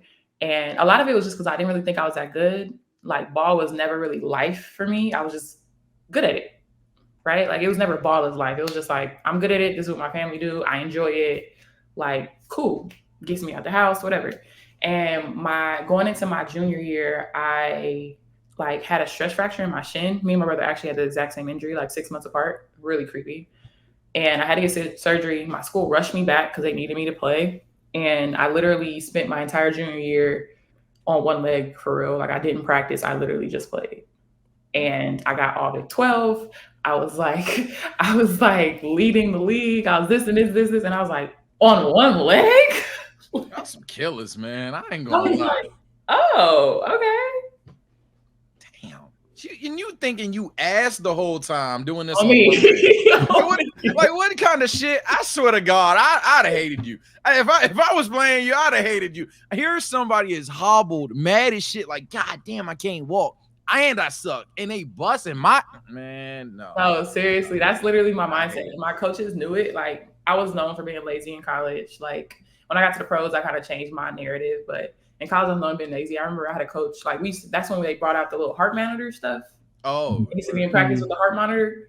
And my coach had a meeting with me, and she was like, everybody expends 2,000 points a practice just running and the calories, blah, blah, blah. She was like, how many do you think you spent? And I was like, I don't know. And she was like, 700, Imani. And I was like, that sounds like a them problem. Like, why are you telling me? Like, y'all working too hard. Yeah, like, what are you, okay. Like, okay.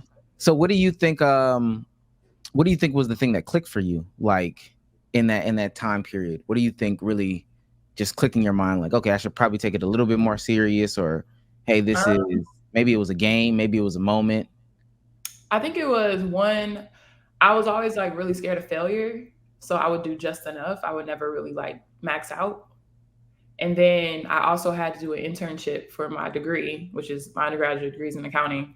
And I was like going to work, like 30-minute lunch breaks. And I was like, basketball sounds better. Let's really lock in on this. I don't know. Let's lock in for real. You gotta have fun. I swear you gotta have fun. Plus, I don't know how many I could imagine getting my taxes done and walking in and like, oh, this is okay. This is a little crazy. Seems like you look up, I see that shit. For something else.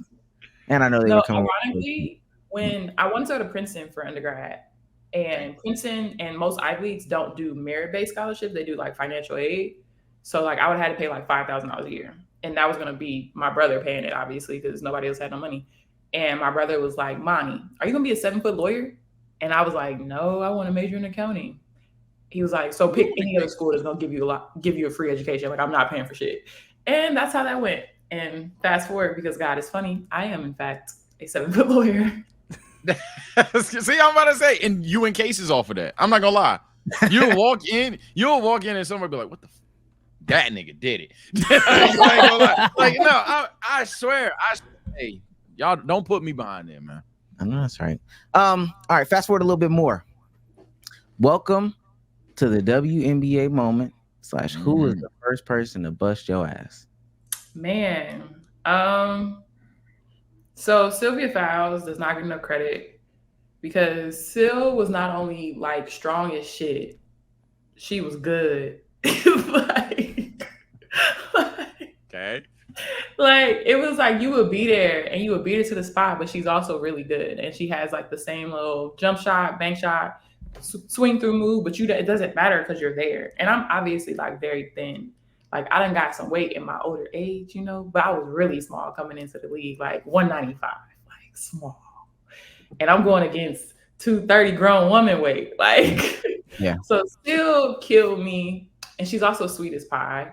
So after the game, she'd be like, "You did so good today." Like, do you remember her stat line? Do you remember her stat line at all? Oh, nasty. I don't even want to talk about it. All of it. Over under 20. No, for sure over 20. Yeah, for sure. No question. No question. 30? For sure. And then damn. Wait. she was listen. No, sure. Okay. All 30 on you? I mean, not all on me. It was a team failure. We had to double at some point. You were all in there together. All right. We felt as a team. You feel Okay. me?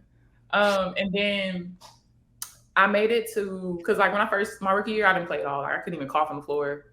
Like at one point, my coach would be like, "Hey, go in and make the other post player tired. Just run, and then come sit by me." Like the first time, like that told you that? Oh yeah, for sure. Like legitimately. Like that was the first half of my rookie year. And then she came to me mid-season. I had like a little 8-8. Then she kept coming back. And by the end of the season, I was starting. And so we made it all the way to the semifinals. We're playing LA. And this is when Candace and NECA were on LA. And I'm an LA kid. So like my whole family's in the stands, right? Like I got people everywhere at the game. And they mollywopped us. Like, damn, it was so bad. And I'm at the crib, like, bro. And I remember getting on the bus talking to my coach, and I'm like, bro, I don't want to suck this bad. Like, please help. Please, bro. But I was just so like, I was so starstruck because I was just like, bro, like I grew up watching Candace and NECA play, like. You know what I mean? Like, that's the fun part about basketball. Like, you get to play your idols for real.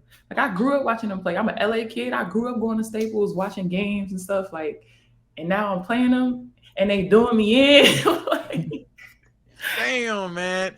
Getting cooked by you. I mean, at least they lived up to it. Because I don't know if they would have, like, been ass.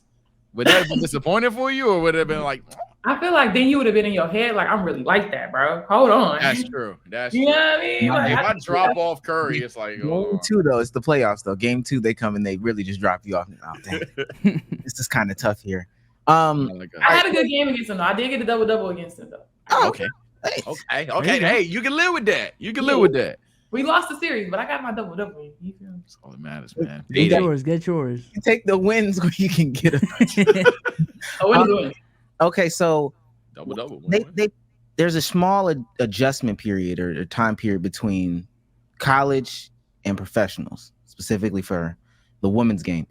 Is there anything that you wish you could have did differently, or any advice to give to those? I know we're like halfway through the season now, to get them better prepared, or is it kind of just, hey, everything comes fast and you got to learn as fast as possible on the fly? Like, I actually started in my rookie year was an Olympic year too. So it was like 2 weeks between end of season because I lost in my senior year. We lost in Elite 8. Mm-hmm. So it was like maybe a month, if that. I really don't even think it was a whole month. Like it was literally like wins Final Four April 4th. I had to report like April 20th. So it might have been almost a month. Went straight there, and then also like Olympic break was like, okay, you can breathe. We got a little time off because, you know, like in Olympic years too, like the games be way closer. Everything is just so much faster because we have the break. So it's just go. I think I would tell kids, especially if they're on a team like that goes far in the NCAA tournament, like sit down, bro. Like chill. You're not gonna get demonstrably better. Like they've already seen you. You're not gonna change your game in this 3 weeks. Like take some rest because you're not gonna get none. Especially if because it don't even matter if you end up like, because I got drafted 10 and I still didn't play until like midway through the season, but I still practiced every day. Like I'm still doing the extra workouts. Like me and my brother laugh because he had a season where like he barely played, and we're talking about, and we're both like, bro, it's way worse when you don't play because you show up early, you do your lifts, your pregame stuff, your pregame workout, or like your pre-practice workout, you practice, then you stay after, you do extra shots, then game day comes, you show up early, you do your pregame workout, pregame shooting, sit, cheer. After the game, you got to do extra conditioning because you didn't touch the floor. And then you do it all over again, bro. Like, you do so much work not playing. When you play, you kind of get to chill out a little bit. Like, you're going to do your extra, but you got to save your energy. Like, they're not going to make you do the most. But you're not playing, bro. They be like, all right, see what. All right, let's get this extra.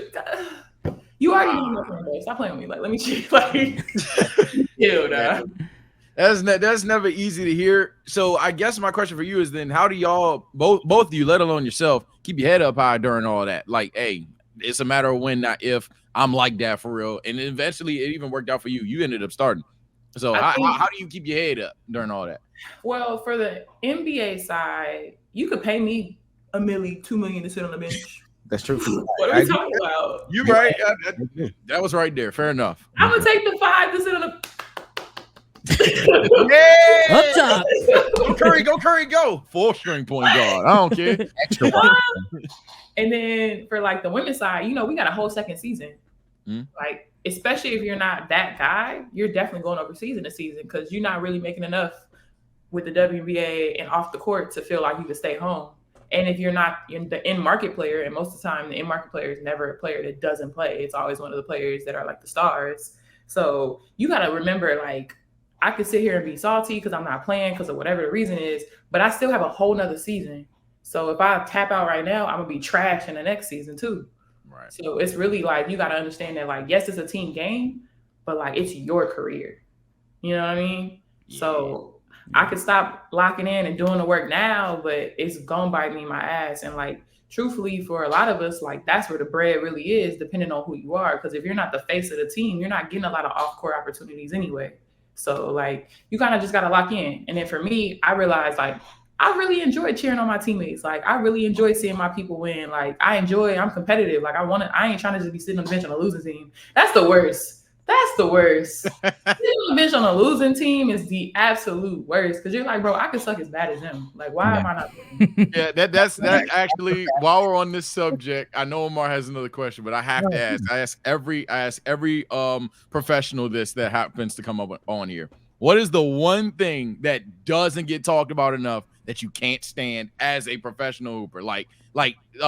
We've heard travel in the past. That doesn't get talked about enough. What is the hardest thing that you go through? I think the hardest thing is like certain coaches. I think when you get to the professional level, it's not about basketball no more, right? Okay. Like, it's 10% basketball, 90% a lot of other shit that you can't control. Oh, I get so a lot of it is very frustrating because, like, you could be eating up the person in front of you, but they might be on a max contract. Yeah. So they're gonna get their 25 out of that girl because they paying her for that. Like, you know what I mean? So understanding that it's not always about the basketball, I think, was the most aggravating thing for me. Because I'm like, it's ball. What do we mean I need to do X, Y, Z, or I need to talk to somebody, or I need to like, it's basketball. But it's so much more than that. I'll break the fourth wall. So you're saying there's just a lot of politics going on that people don't know about. Yeah, for sure. I hate to hear that. Like, for us too, our rosters are small. Yeah. Like, it's not a 16-player roster. It's 12 of us. And a lot of teams only carry 11 because they can't pay everybody. So, and then we have a vet league for real. Most of our players are 6, 7, 8 and more in. You know what I mean? Like, Diana Taurasi has been in the league for 20 years. Like, you know what I mean? So we have big vets in our league. So that even creates something that's really harder for us because like kids just don't really get opportunities like that. So I think that's the hardest part to realize is like it's basketball and it's not always about basketball.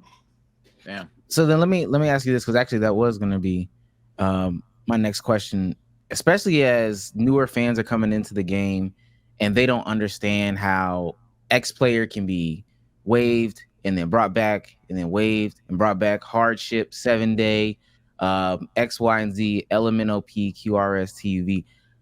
Do you, from where you sit now, have any, I guess, blueprint or guideline or advice for those that are going through that hardship of, because today, like Destiny Henderson got waived from the Dream. Well, not really waived, her 7-day ended.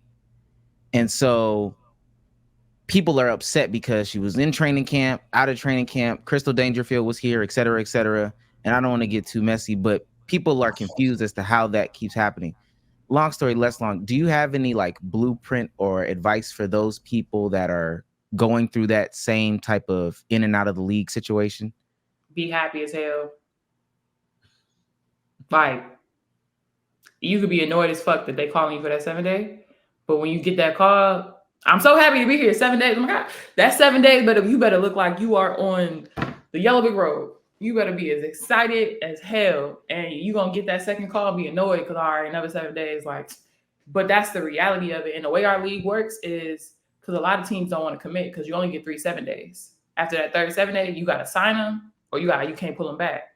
Yeah. So a person will go do a 7-day with Seattle and come do a 7-day with Atlanta, and then go do another 7-day over there. And like, if you look at our league too, it's always the same kind of 10 players that they use, and they just keep signing them on hardships or 7 days and da da da da da. But they stand in the conversation.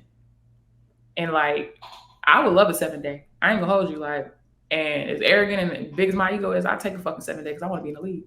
So I think you got to just understand that it's a bigger purpose. And when you get to the opportunity, you got to be ready for it, because everybody thinks it's about like, oh, like she's so good at basketball. No, it's opportunity. It's fit. Who do we need? What do we need? Right? Why was Kate Martin sticking in Vegas? I don't think that girl wasn't the best at her position in the game, but she was in the best position for her. You get what I'm saying? So a lot of it is fit and opportunity. So you just got to stay excited, stay ready, and make sure everybody's got something good to say about you, and just keep doing that. And then on the flip side of that, even just having a 7-day or a training camp on your little CV when you go overseas, that's another 10 bands, 20 bands. Oh, just having that. Oh, yeah. So decent check. So 21 days, 30 bands, smiling. It's changing the conversation, just having it on your resume, like.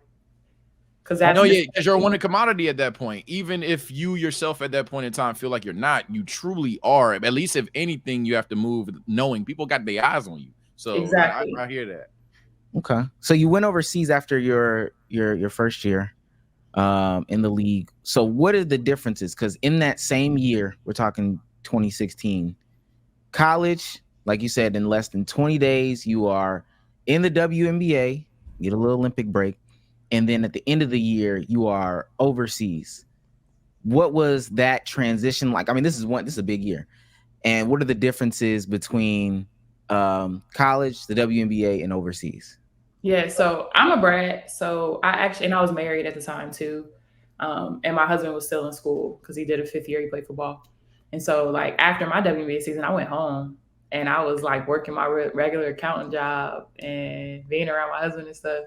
And we kind of was just like, yeah, you need to go get that bread. Like, all right, this is cool, but yeah, you gotta go, bro. Like, okay. So I just went to Israel for playoffs my first year overseas. And that was like 3 months or so.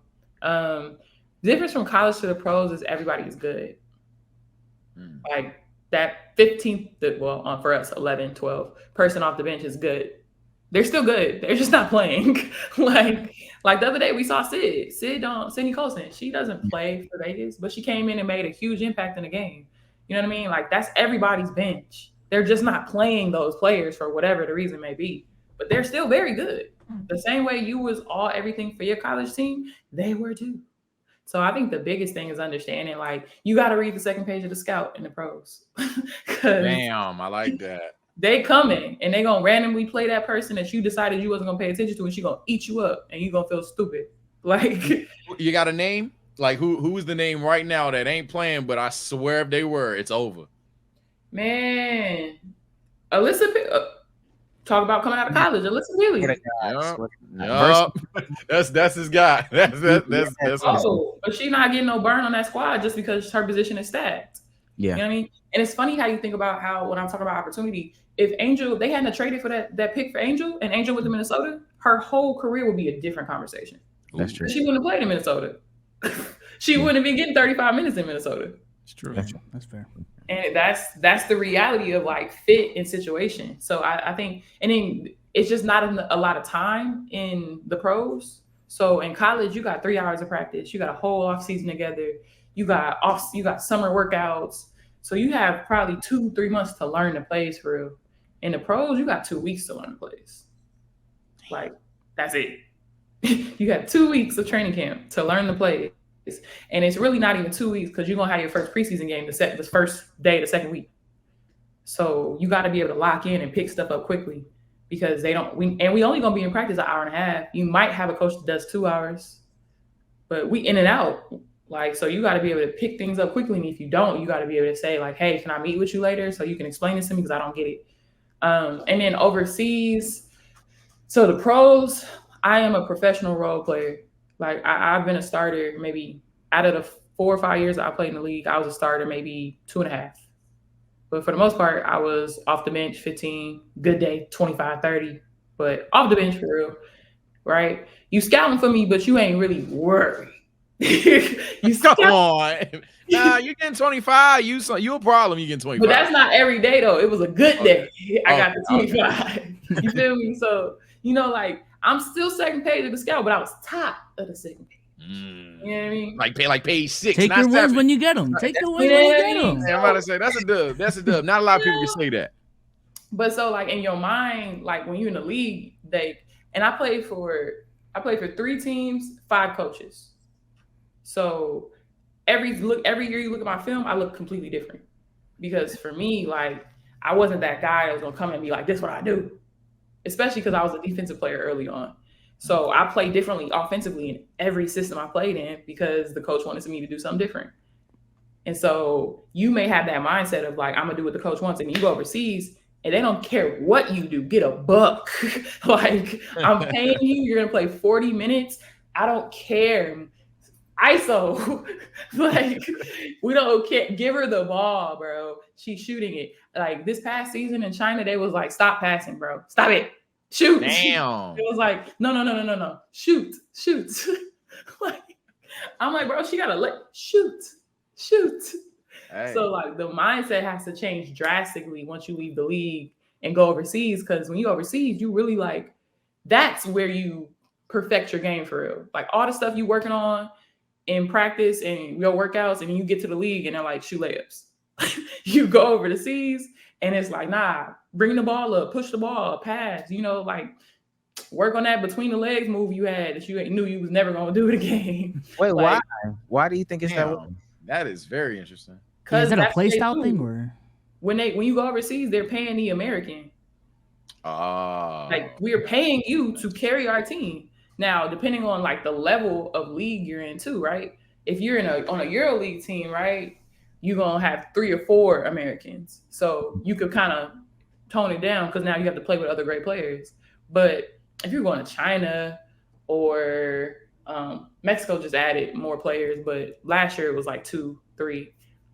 Like we brought you here to score. Like that's why you're here. We're paying the American. And if you're going to Europe, like those European countries, Poland, the ones I can't pronounce, all of those countries, they bringing you to put the team on your back, bro. Like that's what they're doing. That's the purpose of having. Yeah, understandable. Not to, if it is too much, then don't feel free to. We can skip this one. It's not on the sheet.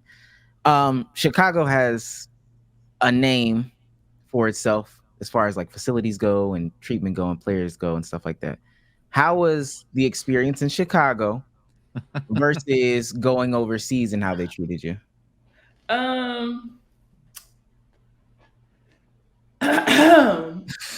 PC answer. And at your own level. You ain't got no fun. We usually trap you, but I'll take This it. is offline too. This is I gotta offline say, too. it's offline. It's a safe space. It really is a safe you space. You good. For No real. chats here. And now we usually trap you if we live, but so I'm actually really cool with the owner of Chicago. I'm cool with D-Wade too. No, go ahead. Bro. Hilarious. You're funny. But that's the thing. Like, and so one of the things about the new CBA is that it put a certain amount of money that they have to allocate to advertising. Like teams can't be like, we ain't gonna make no money, so I'm gonna just say that I'm not even gonna spend the advertising dollars. Like they had to spend a certain amount, right? And like Chicago was one of those teams now they play in the city. When I played there, we played in Rosemont. If you know Chicago, that is an hour from the south side of Chicago. Like that's like the burbs. So people that was living in Chicago, like, I got family out there. So like my family staying on the south side. Like, if they want to come together, they had to drive an hour.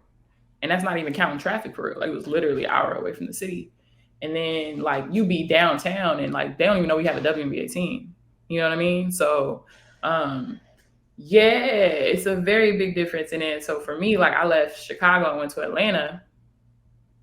Complete opposite. Atlanta love the dreams. The dream. If you know, you know. Atlanta boy right here. It's the dreams.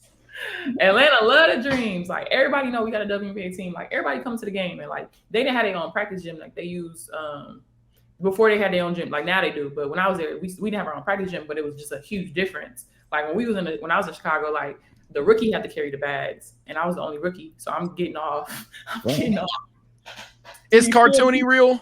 Is like cartoony realistic in the sense that you got like all the bags? Yeah. Oh my god! We ain't paying for nobody to help us with the bags. I get to Atlanta and I'm getting ready to grab the bags and they got the bell cap low in the back. We don't grab bags here. Like we pay for the guy to come bring.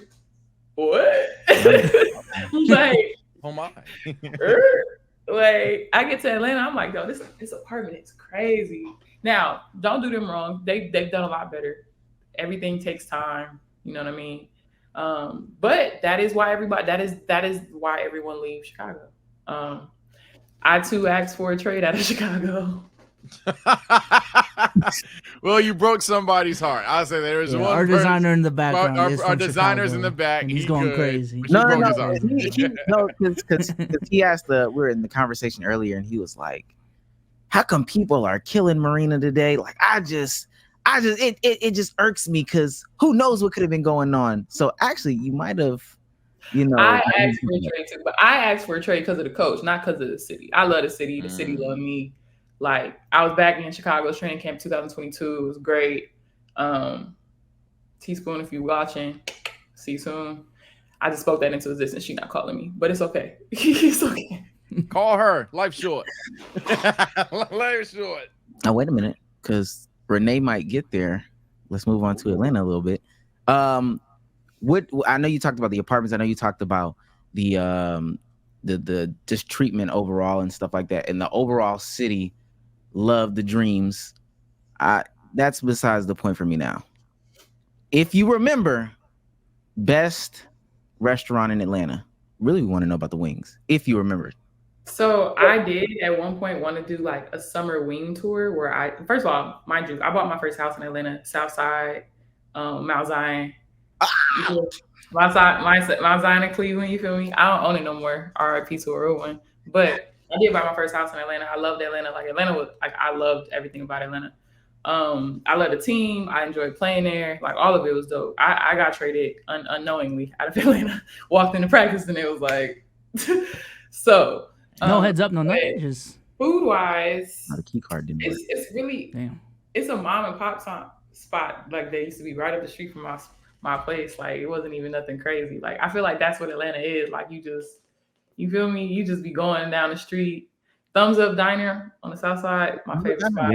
Thumbs Up. It ain't nothing crazy. Like it's just something cool. Like it's really good. Like the local that's spot. how I feel about Atlanta. You just wander in somewhere and you get some good food. Like that's how I feel. I think we didn't go to Thumbs Up Diner. We went to we had the crack wings, we went to Neo's. We went to Milk and Honey. Got the Milk and Honey, yeah, but my bad. Milk and Honey, I'm not a huge fan. I'm not. Hey, we got Milk and Honey up here. I'm in the DMV. We got Milk and Honey up here too. I heard down in Atlanta it was mad different. The biscuits was everything else same. No, that was Milk and honey don't really do it for me. That was the duplicate milk and honey that I took y'all to. Again, my bad. That's not even the real one. Oh my god! Oh, because there are two milk and honey, and there is a difference. Yes. There's like did you guys go to the social media milk and honey, or the one that's it was on that one strip? I went to wherever Omar dropped us off. The one that Keith Lee reviewed. That's where I took it. So that one is the social media milk and honey. My bad. They be doing a lot, but they're like really popular, but they just be doing a lot. And like, it ain't that good to me. The real milk and honey is like they were out before the social media one. And that one is like super south, like by Hamilton Road and stuff. That one is actually really, really good. Okay. Not bad, y'all. We only get in because of the cameras? Yeah. Y'all got in because of the cameras. I mean, y'all still enjoyed it. So I'm not too worried. And we saw a breakup to the left. I'm a simple man, but you know, bro, I go out more than I used to, man. And over time, I'm like, that shit was alright. Overtime, and I didn't mean to do this, bro. And I swear I'm not fronting, but Sage Lee right now. Overtime, man, I'm like, don't tell nobody else. This is cool. I have a good name.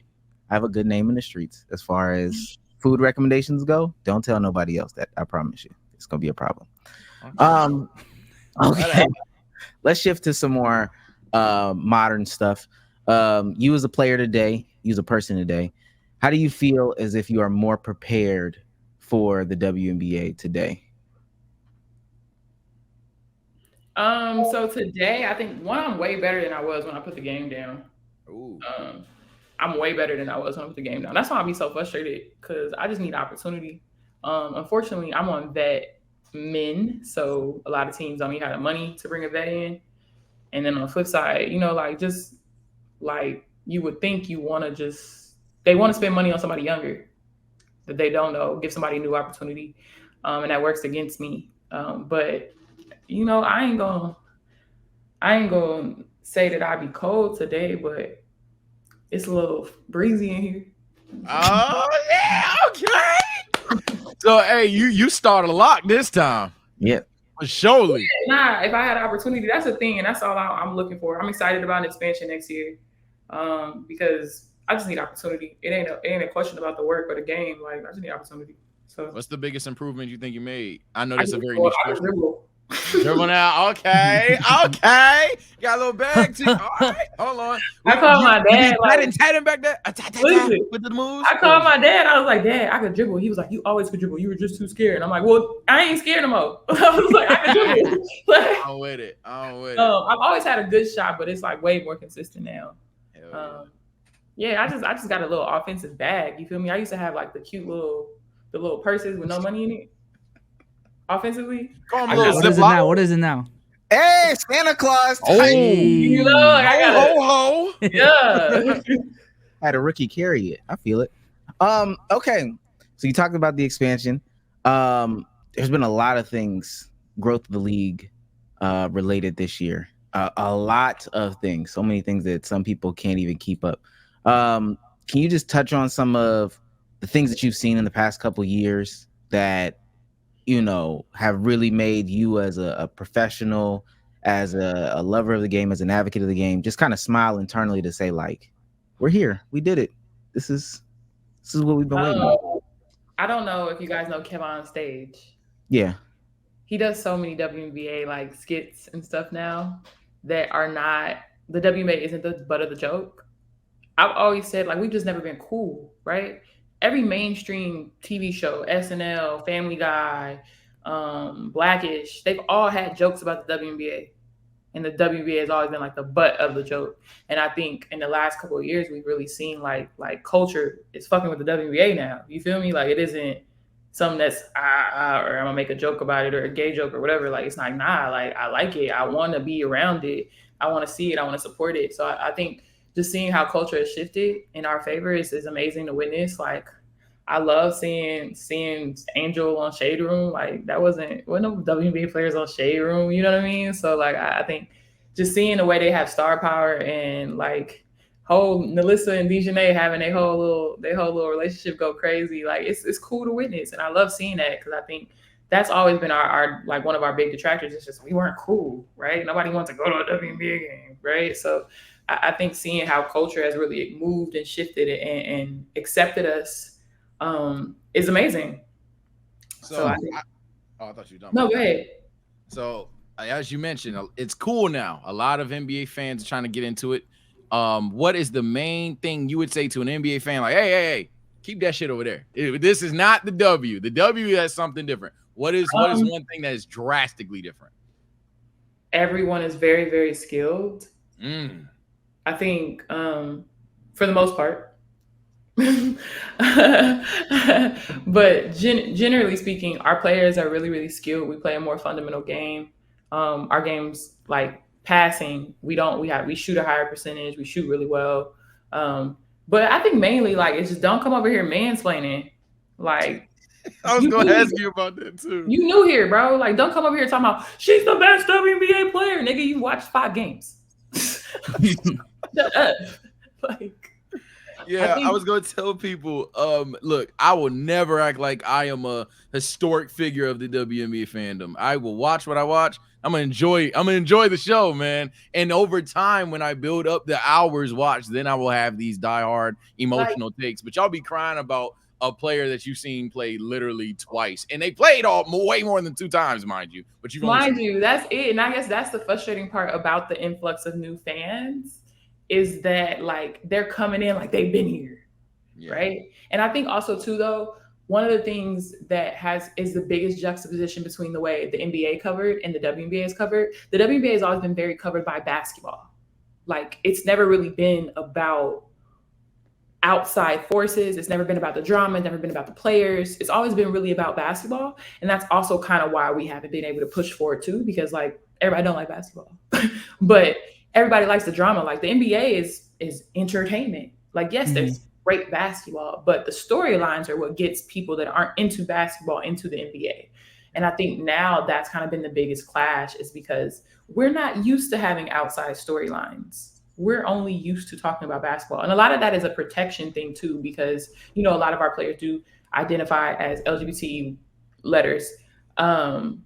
And we didn't want to out them out. You didn't want to out them. You want to put their personal business out there if they weren't ready to do that. So a lot of it has been like this kind of protective sphere that women's basketball has, that we've had a very like, our media talks about the game. But now, because we are becoming mainstream, now they're talking about who's dating who. And did you just see her wearing that? And I think the diehard fans we're just not used to that. So I think that's kind of been the biggest kind of fight, because the NBA very much is drama. And the way they cover the team is drama, and Kawhi left the locker room early and right? Like that's NBA drama, and we just haven't had that for us. This entire logo. I'm sorry. I'm a Lakers fan. I can't stand all we do is headlines. That's all we do. But you know what? I have this opinion though that like this can be it's a balancing act. And I'm glad that you know, the WNBA is at a space now, because I think that, and I know my co-hosts know, I'm extremely critical about how the NBA has handled things in the past couple of years, because now we're here to this day where the fabrication of drama is almost like to these extremes that even the fans can kind of see through it. Like you can't really pull the wool over our eyes anymore. And so that's why you can see some people like a Skip Bayless not be able to find work anymore, is because we're done with the drama. Like, especially the way that you spend it. We've been done with that for years. That's the 90s unk. Like, get out of here with that drama stuff. And I think like that big thing that happened between Stephen A and Monica McNutt. Oh, yeah. That entire conversation was what we're explaining right now. Because Stephen was like, I do this shit for clicks. I'm not going to give you a real conversation about the difference between Caitlin Clark and other WNBA players. I'm going to say everything that gets people to watch this show. And Monica's like, what? Wow. Like, you're doing a disservice. Like, now you care. Now you talk about the WNBA every day. Like, you've been a champion of our game. You could have been having conversations, a real conversation about WNBA, and you've chosen not to. And he was like, bro, because it didn't benefit me back then. Like, that conversation didn't help him at all. We even had a whole like pod dedicated to that one time, and everybody on here was of the mindset of like, man, look, it is one thing for you to recognize and call out that, hey, it's a new thing. It is more popular than it was. Yada yada yada. But for you to act like you was like the head honcho of it, even if you technically were, dog, you was not talking about it. So it's like, don't act like you was. He's like, he wasn't the champion too. Like, no, that's what I'm saying. He's gone right what now. You mean? Me? Like that, bro. I was Mr. W, bro. You was not. No. But that's W.A. Smith. That's the crazy part, though, because maybe in his eyes, I really believe he believed that stuff. Because he certainly does, because he's probably like where he's at. He's probably a big numbers guy, so he's literally, whether it's episode count, topic count, or anything like that, he's probably literally on a mindset of, I have either the most views talking about it or the most times talked about. But either way, none were satisfactory, because the league should have been this big. And that's the conversation, because we've seen it. And I've always said, like, women's sports, women's basketball in particular, it's like buying a pair of scissors and you need a pair of scissors to open the scissors. Because every time we're like, oh, hey, you should watch our games. Like, put us on TV. They're like, well, we can't put you on TV. No one watches your games, wouldn't it? Well, how are they supposed to? I bet. That's crazy. That's crazy, gang. Watch. That was some crazy information that came out like earlier this year. That was like ESPN has held the rights to, maybe it was like WNBA games, women's college basketball games, et cetera, for like the past 10 years. And people were in the comments like, wait a minute. They just didn't play it? They just so I remember a couple years ago during the pandemic, they were playing drone racing on ESPN at some point. They did do that. That was weird. And I'm playing 2K games with They're playing Rocket League on there too. ESPN will have the wildest stuff on ESPN and be like, but we have no space for you guys. Sorry. Like, and it's like, you can't tell us that we have these huge these cult followings in college, and then they just don't care when we graduate. That's just not how things work. So like, even now, like this past year, I hate, my worst part of the NCAA tournament is when they do the NCAA propaganda commercials. And they'll be like, I went to college for basketball, and now I've changed my life. The NCAA, changing lives. And then they'd be like, this is the first year for the last 3 that we played every NCAA women's basketball game. And I'm like, so you mean to tell me when Breanna Stewart, future Hall of Famer, 4-time NCAA champion, was winning 4 NCAA championships offline? Every game wasn't on TV. Like, that's insane. Like, you get what I'm saying? Like, so it's like, yeah, like, we're so happy we're here, but we're like, damn, like, y'all was just hating this whole time. Like, basically, gross. That's gross in hindsight. We kind of covered it, but okay, so we talked about the growth of the game. We kind of talked about it with some things that still need to change. But do you have anything else in your mind that you think needs to change? This could be stuff that happens in the league, stuff that happens with the conversations about the league, et cetera, but just anything that you would like to see change in the future. We still need to tell more stories. Like, we've gotten back to that. I think we did good, especially during like the pandemic when we had the bubble seasons, of telling stories of almost all the players. And CC, Angel, they've come back, and they, you know, like, it's no fault of their own, but like, we've gone back to that one person, superstar, trickle down. It doesn't work that way. Like, everybody doesn't like one person, but there is somebody in this league that they can like and follow, but you have to tell their story. And then on the basketball side, we need injured reserve. We need to be able to have a player on IR, and we need more roster spots. That's 12 is crazy. You said that, I was like, whoa. More teams too, but like, those are things we need. And you know, we just got our new TV rights still, so hopefully the more things are coming. And then for me, long term, I want us to have a pension. That is something I think is really the mark of a standing league, is that you have a pension. You have something to show for your time in that league. You know what I mean? The NFL is 5 years. And for the rest of my life, I got something coming. I got healthcare, because God bless, we live in America. Yeah. And just, I think that's the biggest things that we can move forward and like behind the scenes stuff. And we're getting there. So my only problem is, and not a problem with anything, especially like healthcare and all that stuff related. That's like, I hate healthcare. My problem with healthcare, man. But my problem is that I see a lot of people saying like, you know, I'm waiting for ESPN to provide the show. And I get like how Like mainstream, a WNBA show or something. yeah, like I know where you're going with this, or coverage or whatever the case may be. And I get it. ESPN is like the big deal. It's like getting the Nike shoe deal. It's like getting the McDonald's commercial, Sprite commercial. There are other avenues to deliver this storytelling endeavor. And I just personally feel like the YouTube avenue has not been fully like gone through for a lot of people. Not, it doesn't even necessarily have to be just the players, but even just content creators as a whole, but players as well. Like I hate watching Monica McNutt sit there and like try to explain to Stephen A why you're wrong. Don't talk to him, gang. Just don't. He's always going to say something stupid. He's always going to say a name wrong. He's always going to jump to a conclusion or try to drum up the narratives and all that stuff like that. Y'all get on YouTube. Monica, Chanae, I don't know, Candace might be busy. Just get some of these people. Andrea, just get some of these people, start the YouTube channel, and then you can do things the right way. So I do think you are correct. I think one thing that we've always been is just very do it ourselves. I think just because women's basketball is still very much like niche, we just don't know the people doing the work. But Locked On Women's Basketball, Splash Women's Basketball, Katie on the Cam, she does her work on YouTube, mainly game recaps, like really fun stuff. The Athletic, the Next, like there's so many just people we just don't know just because it's just not, we've been doing it ourselves this whole time. You know what I mean? So I think Shanae might actually have a YouTube show. Actually, she got something, or she got her own. Shanae has her own show. I don't know where Google's done. Say what?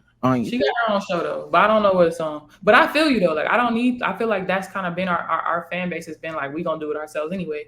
So I do appreciate like having other avenues to have these conversations and to continue promoting the league and the players in the league. Hell yeah.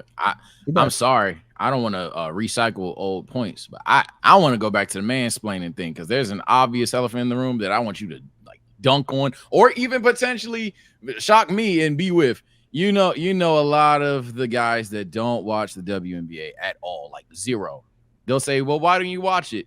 Oh, I don't know, man. We're not having dunks. And then they'll say some shit like lower the, yep, I'm going there just to get, I want you to cook them. You are a professional. Why are these solutions like we need more dunks, so lower the rim asinine, or do you actually agree with them? I have this argument. I won't say who I have it with because they will cancel him and I will protect this person. Okay. But because like when Michael Porter Jr. came out and was just like, man, they should lower the rim. And everybody was like, why would you say? I'm like, bro, all of them niggas say that. He was dumb enough to say it on camera. I'm like, they all feel that way. He just said it on camera like an idiot. God bless his pretty little soul. But like, this has been my argument because I remember I was sitting at Coachella one year with my brother and a guy that works for YouTube Music. And we were having this huge conversation like, yo, lower the rims, bro. Like, that's the difference. Like, I want to see somebody do something crazy. Like, imagine women doing that. Right? And I'm like, all right, so All-Star Weekend is coming up. It's in Vegas. Like, put something together. I got the players that'll play in a lower rim game. Like, it's no thing. Like, we could do it. He couldn't sell it. Oh. Well. Proof is in the pudding. Well, there you go. what do you have? And that's experiment. why we value this. Thank you for saying that. I literally, my whole stance has been, y'all don't care. And I'm being so serious. Not only do y'all not care, y'all would OD normalize it. My proof is not only do I have that, but now let's say it was pushed through. My proof is literally the NBA. Nowadays, look at the crazy ass dunks that happen on a daily basis, and we're just like hype. Why y'all never say raise the rim in NBA? Y'all never say that shit. Raise the rim. It's too easy. Raise the rim. And realistically speaking, like this is my thing, and this is also why CC is so big, right? The people that say lower the rim are the same ones that when we lower the rim would say they lowered the rim. Hey, no cap, because they'll talk about the size of the ball. They'll talk about the size. They're the same one. So it's like we're gonna continually change to fit somebody that don't want to fuck with us, or we just gonna ride with the same people. And then like logistically speaking, basketball is a worldwide sport. So in the best league in the world, they're gonna play in a lower rim. That's gonna change your shot. That's gonna change everything. But for this summer, we're gonna play in this lower rim, and then go overseas, go to the Olympics, go wherever. and have to adjust again. Going back to 10, yeah. And then we're gonna tell kids like, oh, well, when you get here, like, how do you do that? Like, it's just, it don't even make sense. And then we're gonna do it for people that don't like us. It would be different if our core base was like, man, we should lower the rims. We love you guys now, but that would be different. But it's people that don't watch the game. It's people that never have come to a WNBA game. Like when I was in the league, I used to give random people tickets. Like if somebody had to troll me on the internet, I'd be like, here, I left you tickets, come to the game. And they would come 80% of the time. They come and be like, yo, that shit was actually really fun. My bad. But a lot of it is because you hear the jokes, you see the internet, and you just run with it. You've never seen a game. You've only seen the stupid ass clips that they do with people missing layups, which you can do the exact same thing in an NBA game. Yeah. You can do the exact same blooper reel in an NBA game with travels, because they don't call travels in the NBA. And carries. You can do the exact same thing. But like the reason CC is so big is because she's been able to galvanize the crowd that has historically hated us. Damn. Her fan base is the fan base that has always said, lower the rim, women shouldn't play sports. Oh, they're all black and gay. Like that's her fan base. That may be representative of her, may not be representative of her. That doesn't matter. But she's been able to grab Middle America and make them love her. And in turn, they're watching her play. And that's why she's a superstar, outside of the fact that she is going to be one of the greatest to ever play, barring anything crazy, right? She's extraordinarily talented. But she's been able to galvanize a crowd we've never been able to reach, and quite frankly, have stopped trying to reach. Yeah, that's fair too. Because we're here, because we gotta get some fire up underneath you, put you on the hot seat. You mentioned them 2 times. You need to make a selection. Imani, who is your rookie of the year? Dang, you didn't even let me say. We didn't have our mic turned on there. Sorry, keep it a buck network. Hey, take 2. We're gonna run that back. I forgot what I said. Imani, who is your rookie of the year? It's Angel. And Angel Reese, just to clarify, right? Yes, it is Angel Reese. Okay. By a wide margin. Shout out to her because she proved me wrong. I said that baby was not going to be good in the WNBA, and she proved me wrong. So shout out to her. Also, shout out to Teaspoon because she uses her amazingly. Like that is literally what it looks like when you know what your player does well and you put them in positions to succeed. But to me, I think CC is definitely more fun to watch. She's definitely going to give you like better things to see. However, Angel's doing the work, bruh. Angel's doing the work. And I can't give rookie of the year to somebody that broke the single season turnover record. Jesus Christ. Okay. Jesus Christ. Caitlin. Sorry, no. Who was she talking about? Oh. Hey, bro, I don't even talk about her on the internet no more, though, because they be coming out the cut like, you hate her! It is a very toxic conversation. I just hate her. You will type something like, I can't believe she missed the pass. And they'll be like, why do you hate her so much? They hate her so much. Every single hard foul. Oh, my God, here they go again, bro. You gorilla nose woman. They'll start to get the teammates involved in everything. Bruh, you be like, I didn't even say her name, dog. My bad. My fault. I don't want no smoke. Like, let me ask you this. I will say I started misspelling people's names on purpose just so I don't get caught up, but they caught on. I'm not gonna lie. They know that Caitlin with the Y trick now. Bro, you don't even gotta mention her, dog. If the game is on, they're searching. They already know. Just basketball. Just look up hard foul. Last 5 seconds. I know what they're talking about. Let me ask you this, because a lot of people don't understand. A lot of people talk about the rebounds off of own misses. She throws it up, et cetera, et cetera. Ain't wrong. Well, let me ask you this. You, from your position, and you having like playing time, your height and all that stuff, how hard is it to get a double-double, just one double-double in a game? My camera's so this is one thing I said about Angel before she got in the league. She's an elite rebounder. And a lot of rebounding is positioning, but a lot of that shit is heart. So I want to go get that thing. And that's what she do. And then you got to think just think about now Angel has her usage is crazy. She's playing 35 minutes a game, 30 minutes. Most of us don't get those opportunities as a rookie. Even if you are the rookie, that's just not happening a lot of the time. Mm-hmm. But you got to score 5 baskets, and you got to get 10 rebounds. So break that down. We got 4 quarters. So that's 4 rebounds, 3 to 4 rebounds a quarter, 2 baskets. A lot of us ain't getting that many touches in a game because it's at least 5 shots, right? You ain't gonna go 5 for 5. So you got it probably averaging 7 to 10 shots. And then you got to go get that thing 10 times. That's hard. Like, that's not easy, bro. And my whole thing about being a rookie is consistency. So the reason I choose Angel over Caitlin is because of the consistency. It's very hard to be consistent as a rookie. That is just very hard. That's mental effort. That's paying attention. And that's showing up every day. Also, every day coming off the college season. You're tired. Your body is tired. And you're playing 35 minutes. And on top of that, Angel is taking the hardest 3 to 5 defensive possession. You feel me? Like they're not hiding her. Like she's guarding the best player possession 3 to 5 most games too. So I'm also I'm a full game person. I don't this flashy stuff don't really do it for me. I'm a defensive girl. I love seeing that. Like she's top 5 in like 3 categories. Like, what are we saying? Nah, she's a defensive player stacking the stats. I don't know. that is you crazy. know, like, I'm not gonna hold you. Like now, shooting 30% and not shooting threes is crazy. It's crazy. That's crazy. Fair enough. That's crazy. That's crazy. But in the same regard, leading the league in assists and leading the league in turnovers is crazy. So. Caitlin, sorry, let me not do it again, man. Shout out CC, man, because really obviously you've shouted her out already. We know. I think the conversation is gonna go for what do you value for real, and like a lot of people say it's gonna be who makes the playoffs, right? And Indiana's gotten a lot better as of late, so they may be able to make a late push. Chicago's like holding on to that like 8th spot right now. So how do you feel about that though? Because do you value the record in these conversations for Rookie of the Year? Because that was an ongoing conversation over these. I think you do. I think you have to.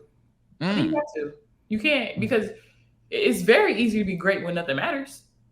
Rookie of the Year, though? Because my standpoint is, and I hope I'm not a part of the mansplaining crowd, but my whole standpoint was that, hey, they just got here. The teams that they're going to be is like, cool. That's valid. That is very valid because normally the higher picks go to bad teams, right? Indiana is historically a terrible team. That's historical. Chicago has been decent, right? So that argument would hold, but they both have the highest usage on their team. I see what you're saying. Normal rookies, normally when we're talking Rookie of the Year, it is a conversation of like they can't control the team. Because most rookies play like let's look up how I want to know how many minutes Breanna Stewart averaged her rookie year. Oh, well, I ain't gonna beat you in the history now. I ain't gonna. You about to. 25. I don't think she played 30 her rookie year. I see where you're going with that, though. Like their usage is to the point where you have to include their record because they're not. Breanna played a lot. She played 35. Damn. My only thing is their record is too close for it to matter to me. Like it'd be one thing if there was a big gap, but it's like about the same, you know. So it's like a half game difference every time I look at the standings. So for sure, I can give you that. And I think it's gonna come down to like what do you value more? Because Caitlin is going to give you the offensive game. Like Caitlin's done stuff rookies have never done, right? 30-point games, 19 assists is insane. Absolutely insane. That's great. She did that. What was that, 2 days ago? Yeah, that just happened. So I think it's going to come down to what people value. Because Angel's game isn't pretty, but she's giving you consistency. But Caitlin is giving you the numbers and the wow and the, oh my God, and they want her to win anyway. So yeah, I'll definitely say I'm not even conceding this. I'll definitely say when we might all agree here. If Angel win that Rookie of the Year, the NBA onlys are going to lose it because that is definitely a statement in the sense of, hey, we ain't the same league right there. Because typically in the NBA, it's essentially okay, who has the most versatile numbers on any team? They don't even care about the record. So if Angel does it and the arguments are playoffs as well as defense, they're gonna lose it. Nah, it's unheard of. Our Rookie of the Year is always, we know when the year starts.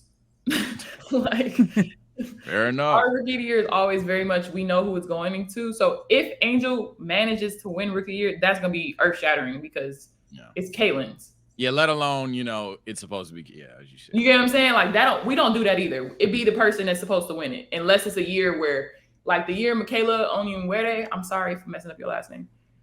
She plays for Chicago as well. The year she won Rookie of the Year, they had a very quiet class.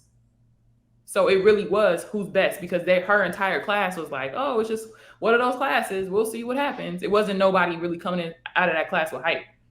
But every other year, it's normally that girl got to win it. The year Sabrina won, Sabrina wasn't supposed to win. She was injured half the year. Yeah. Like, so that's how it go normally with us. So it'll be interesting to see if Angel could get them to change their mind. Let's go through the other awards since we're here. MVP Asia. Yeah. Thank you. I was wanted to bring her up. I was gonna have a corny intro of, hey, you talking about these rookies, man. I want to talk about Miss Wilson. My lord, man. I mean, I ain't never seen nothing like this. Nah, it's crazy. It's egregious at this point. And you know, she came in like, y'all was playing on my top. I ain't gonna give you a chance to this year. Back-to-back champ, averaging 27 and 12. Like, we talking about Angel rebound. She averaging 12. Man, Miss Wilson ain't nothing to play with. It's some goat cases being made this season. But nonetheless, we'll keep it going. Coach of the Year. Do you have a Coach of the Year? Coach of the Year. I gotta think about that one. Most Improved. Most Improved. Ooh. It's tough because, like, the people that are playing well should be playing as well. And, like, I want to give Dejanay Defensive Player. I feel like I can't give her both. That was my next one. You got her for Defensive Player of the Year? I got to give her Defensive Player of the Year for sure. On the guard position. She been doing, like, they showed the stats the other day. Like, she holding Jewel down. She holding Caitlin down. Like, she's doing it against the top player consistently. Like, you gotta do it. Like, you got to. Most Improved. What about Kennedy? No. Yeah, but Kennedy wasn't in the league last year, was she? I mean, does that necessarily matter in these conversations? You gotta be improved from something. And from not being in the league last year is like a W. I don't know. Out of the league to what you at. You gotta improve, I guess. I mean, that's a good argument. And so this is the thing. Like, I think Teaspoon is using her players very well, but I don't necessarily think the way she's using her players is translating to wins. Yeah. You know what I'm saying? So if we're talking about player utilization, I'm going to say, like, I want Teaspoon to have Coach of the Year. But if we're talking about, like, just honestly, you know who's not getting no conversations is Minnesota. Yeah. Minnesota's playing very, very well. Yeah. And they're just getting overshadowed because they're not like a crazy team for real. Yeah. But I think I would have to slide Cheryl Reeves another one because I think they're going to the semifinals for real. Okay. Quietly. Hey. By the way, my fault. No, go ahead. I was gonna say, by the way, you have a team right now that you like, oh yeah, they about to, this is their year. You got a team for sure? Every time I feel that way, they lose. You're cursed? Maybe. Oh man, I relate. Then again, I don't think any team actually Most Improved, I would say De'Erica, but also, like, again, De'Erica been like that though, for real. She just ain't been utilized in the last couple years. But she's been like that. You get what I'm saying? Like, so again, I think it's the conversation of opportunity and utilization, because De'Erica's always been cold like this. She just ain't necessarily been the focal point of an offense like this in a while. I heard that. I wanna hop into something topical before we come around the corner for the end of this. So recently, I became a season ticket holder this season for the Dream. First hit the button. He's on fire!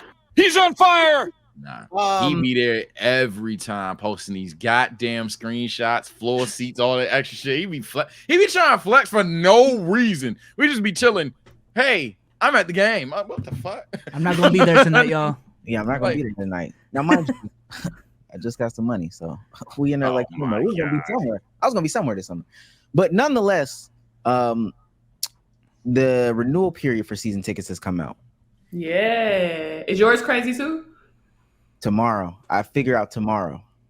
I know Sage might not know about this, but this was some news that came down the pipeline for some, Chicago Sky fans, some Phoenix Mercury fans, just teams that have been getting their numbers 300% increases, 267% increases. Oh. I'm looking at one right now, and let me pull it up on screen.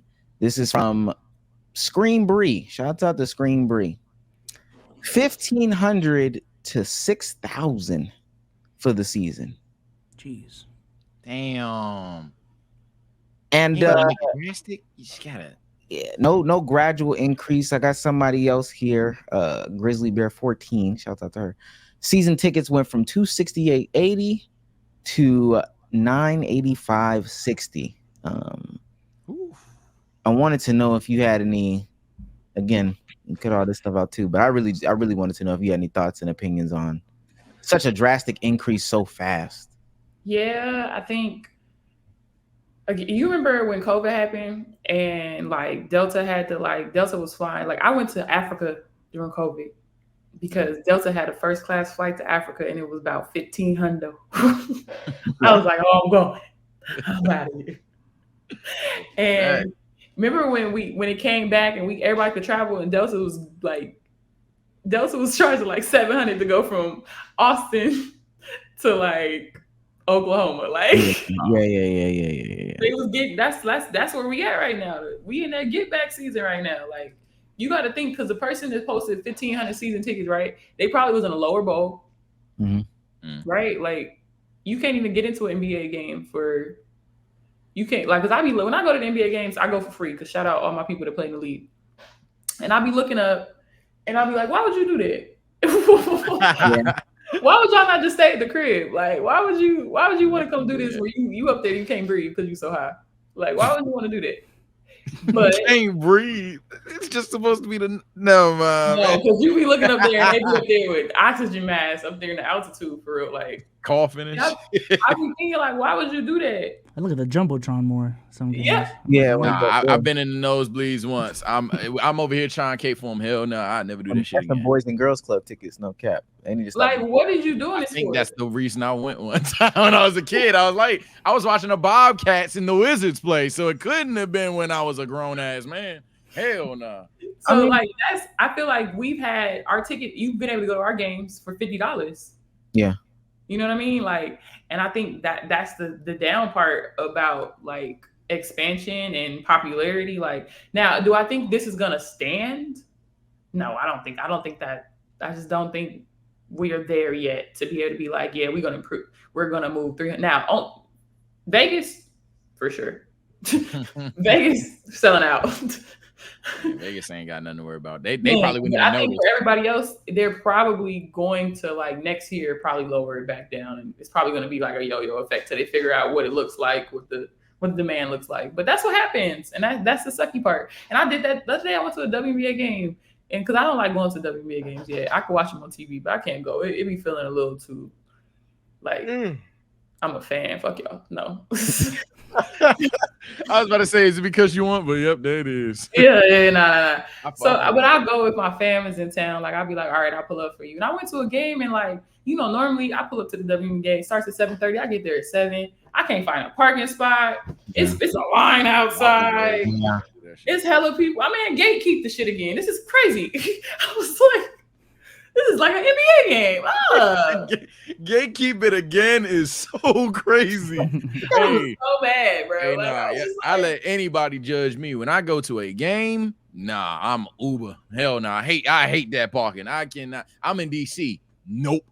I draw my line at DC parking. Here, like we sell out arenas. Everybody going to the game. So like for people that are used to going to WNBA games, this has been a chill experience. That's true. This is all a lot for us. Like, I think the thing that messes me up is like last year and the year before that, I was able to take like my girlfriend. I was able to take my cousins. Like last year, I was able to take like 10 people for like $500 or something like that. Yeah. And I'm like, man, this is cool. My little cousins are like, oh, this, we're at a game. And in Atlanta, the Gateway Arenas, it's a smaller thing, so like, there's not really a bad seat. They were having a good time. Now, this year, no. Next year, don't even ask me. Don't even ask. Like that's where we at now. So it's like it's the bittersweet part of growth and expansion. Like because I've always said like WNBA games are more family friendly because you get to really like interact with the players. You might be to really get at somebody's signature or like they headband or something. You ain't doing that in no NBA game. Yeah, like you can't even come out to like at our WNBA games. You can walk down at the end and try to get the signature. They stopping you at an NBA game. You can't even get out your section for real. Like so, it's always been like the intimacy of a WNBA game. Is like I get to see my people. You know what I mean? When we played the Fever, and I went to State Farm. I haven't been to a Hawks game in like 2 years. I'm not supporting the madness. But so we went there, and I forgot how aggressive they were.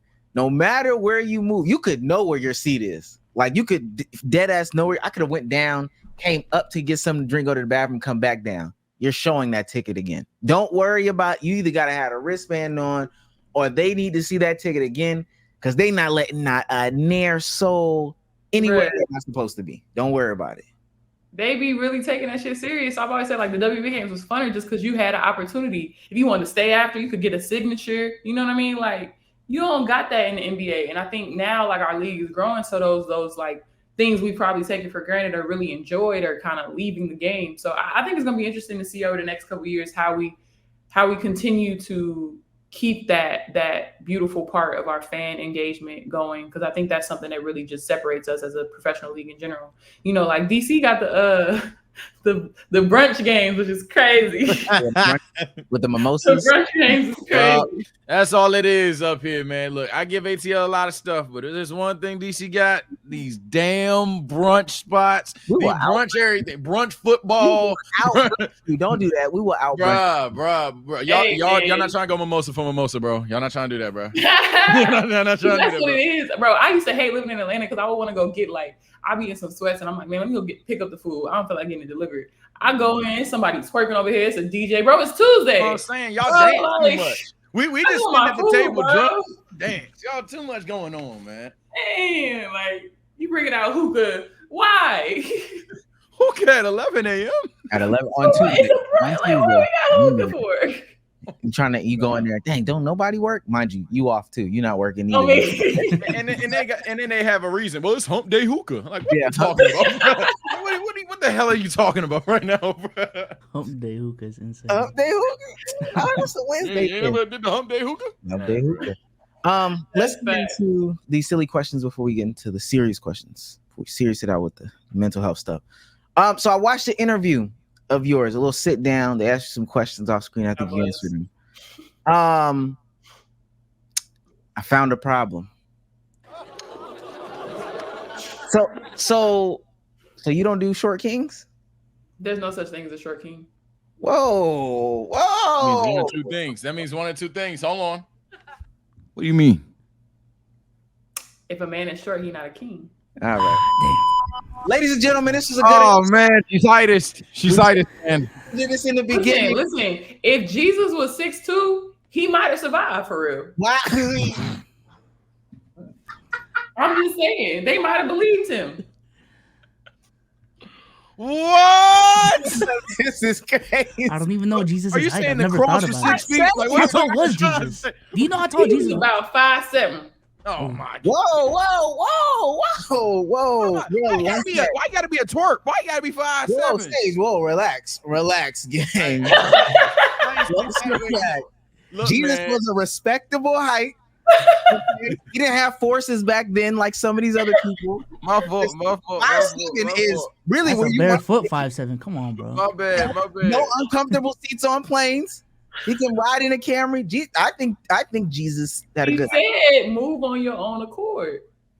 Honda. That's what I'm saying. I'm not agreeing with you. Wait a minute. What? So what is a short? If they not a king, what are they? Something I don't see. This is crazy. Now, you know what? Look, I'm not gonna hold you because I've been thinking about opening my horizons. Lowering the horizons. So what? So where's your new cutoff then? It's still the same. I just may give up one day. Oh, this is not. I might give up one day. So, let a short man love me. Right now, what we at? 6? You gotta be 6 feet. I'm 6'7".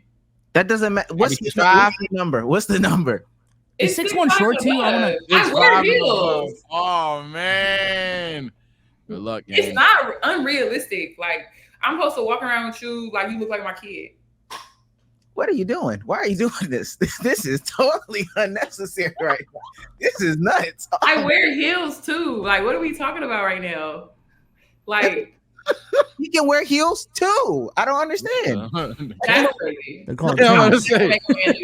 Look, man, you can do whatever you want in this world, but I don't think she want the man wearing heels. If he's wearing heels too, that's a vibe. We're gonna do some crazy stuff. I'm not on that side of the spectrum though. I'm saying we can have like platform penny loafers, like his penny loafers. Penny loafers is crazy. Like a double wedge. First of all, there's not a penny loafer platform high enough to make this man be close to me in any scenario. I am 6'7". I am 6'5" and 3/4 barefoot. And like 6'10" in heels. First of all, this is the thing. This is the thing about the height, right? When you went to Magic Mountain as a kid, you didn't get up to the ride and try to slick your way on the ride. They said, nah, you're not tall enough, and you went about your way. Why everybody want to slick their way on this? Like, no. What's up? I don't. This is getting crazy at this point. I ain't gonna lie. Hey, everything is not for everyone. Like, this preference, I feel it. No, don't let her skate. Thank you. I personally feel like, if she don't like you, she don't like you, man. I got this. I know how to save this. I personally feel like everybody should be open-minded. So what if, you might need to bend down to kiss him? Literally bend. Okay. So what if his hand has to be up like this to hold hands, and when you swing your arm, he might lunge forward a little bit? We're going up. Uppies. Uppies. Uppies. Thank you. So what if y'all fall asleep on the couch? You got to wake up and pick him up to put him in the bed. So what? Okay. That's not the point. There's a lot of love in smaller packages. How? That's a lie. How? Yo, all right. And I ain't even missed the talk. My girlfriend, she's 5'4". How tall are you?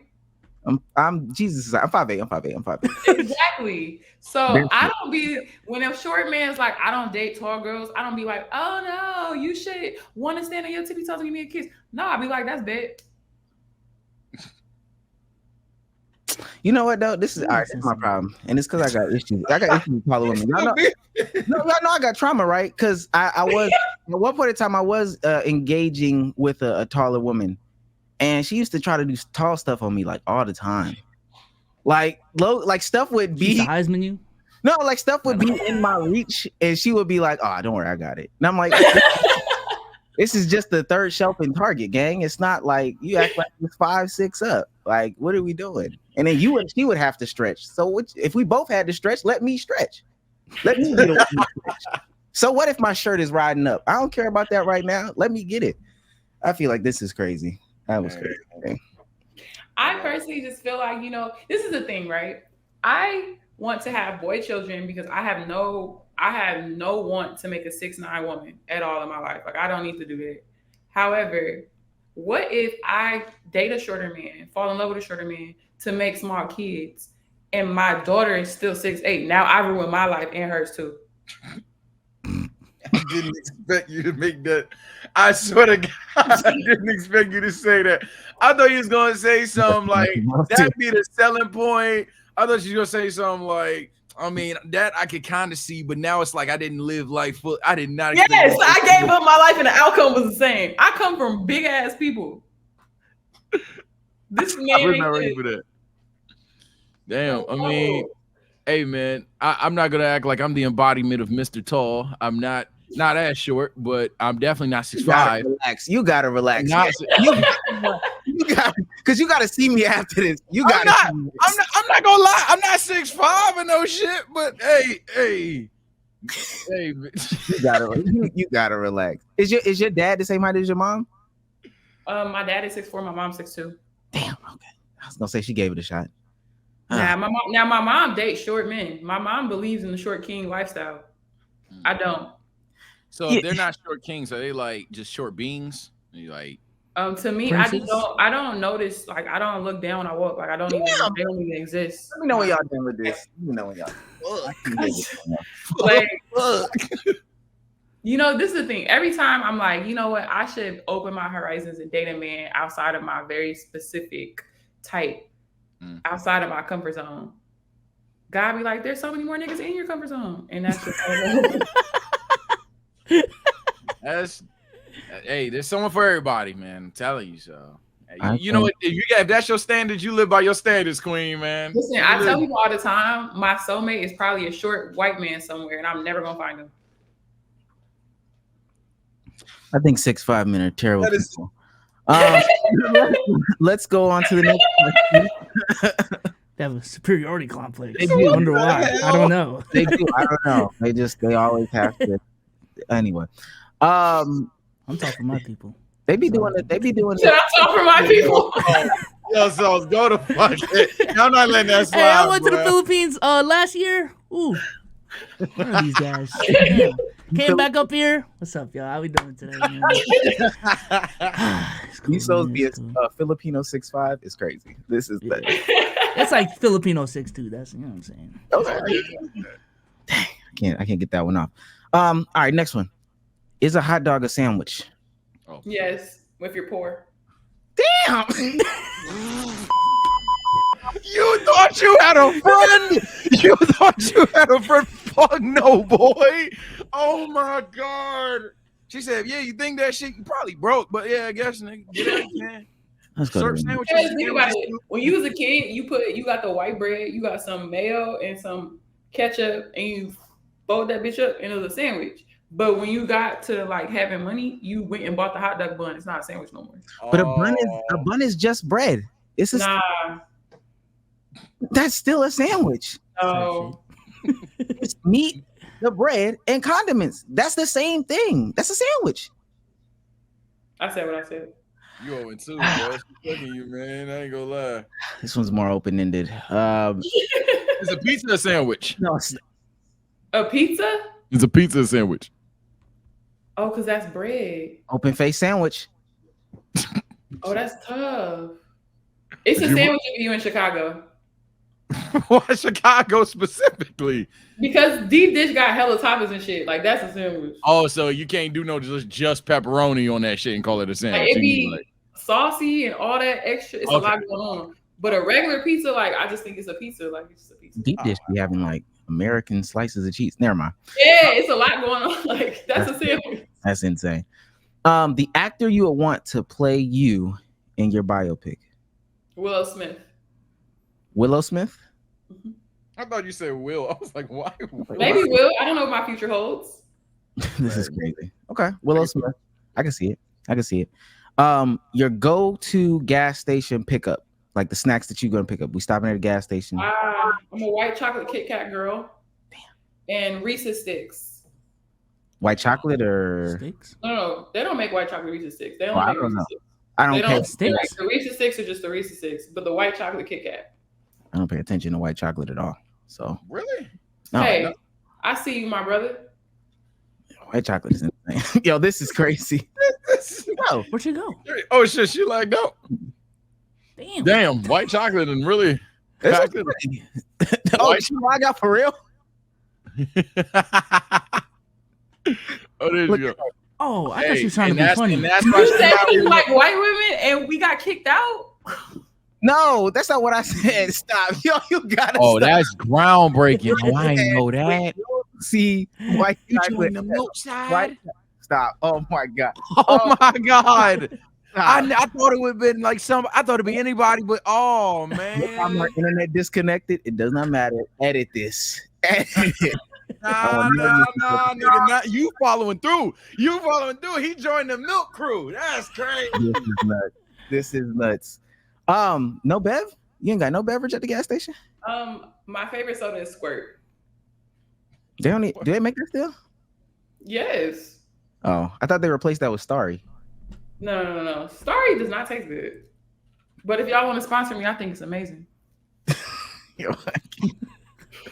Last one on the silly question. I've never heard it. What the hell is Squirt soda? I never heard it. Soda. I've never had that joke. Oh my god, it's grapefruit. It's amazing. Go try it. Let me see this. It is like lime green and yellow. Also, if you're ever in LA, Cactus Cooler. Oh, I seen these. I ain't never picked that shit up. Cactus Cooler is fire. It look like the little junk, that little drink from SpongeBob. That's what it look like. Okay. Okay. So I just thought of this one. You're doing Instacart. Do you do Instacart sometimes?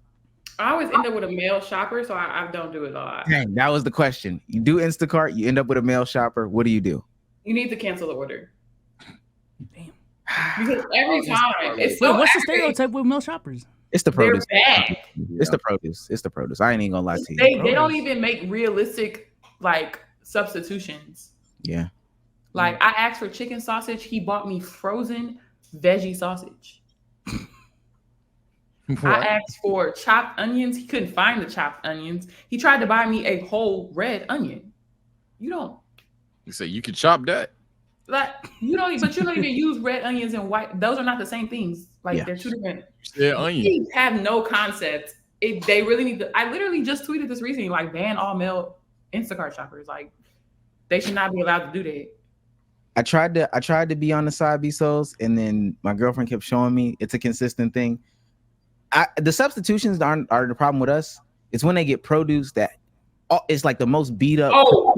The produce picks are terrible. I asked for 3 green apples. He bought me a bag of green apples first. I didn't even actually spend all that money. I said 3. That's true. 2. Yeah, good stuff. The green apple, every single one in the bag was bruised. Did you look at it? No. Did you try? Strawberries be moldy. They just pick them up. Bro, it's so bad. It's so bad. And you can't even, you just got to take it. Damn. Because he did what you said, technically. It's so bad, bro. Because there's no like, hey, this person bought the completely wrong item, running me my money back. They'd be like, nah. If you're not on your app staring at it, because they're going to do some dumb shit if you're not looking, you just lose. It's a terrible experience. Yeah. Nah, closest thing I do is like place a BJ's or whatever. I don't fucking place a BJ. That's the most I do. Non like produce stuff, it's cool. Like you should be able to pick up a can of beans, but once you start to get into that produce, you might as well just get up and go to the store. Like this will be my produce day out of the week. If you're grocery shopping because you just like, oh, I need some more water. Like, yeah. You're good. But if you're like, I need groceries to make dinner, don't do it. Just get up and go. Yeah, you're gonna be pissed off when they take 40 minutes and it's still wrong. Yeah. All right, let's get into the mental health stuff. A couple questions here. You are a big mental health advocate. W mental health, good brain stuff. Just a blanket first question. I was trying to figure out a better way to structure it, but anyone out there struggling with mental health, do you have words for them, words of encouragement? What's some of the first steps they should take, though? Seriously, first steps. First and foremost, I think one, give yourself permission to not be okay.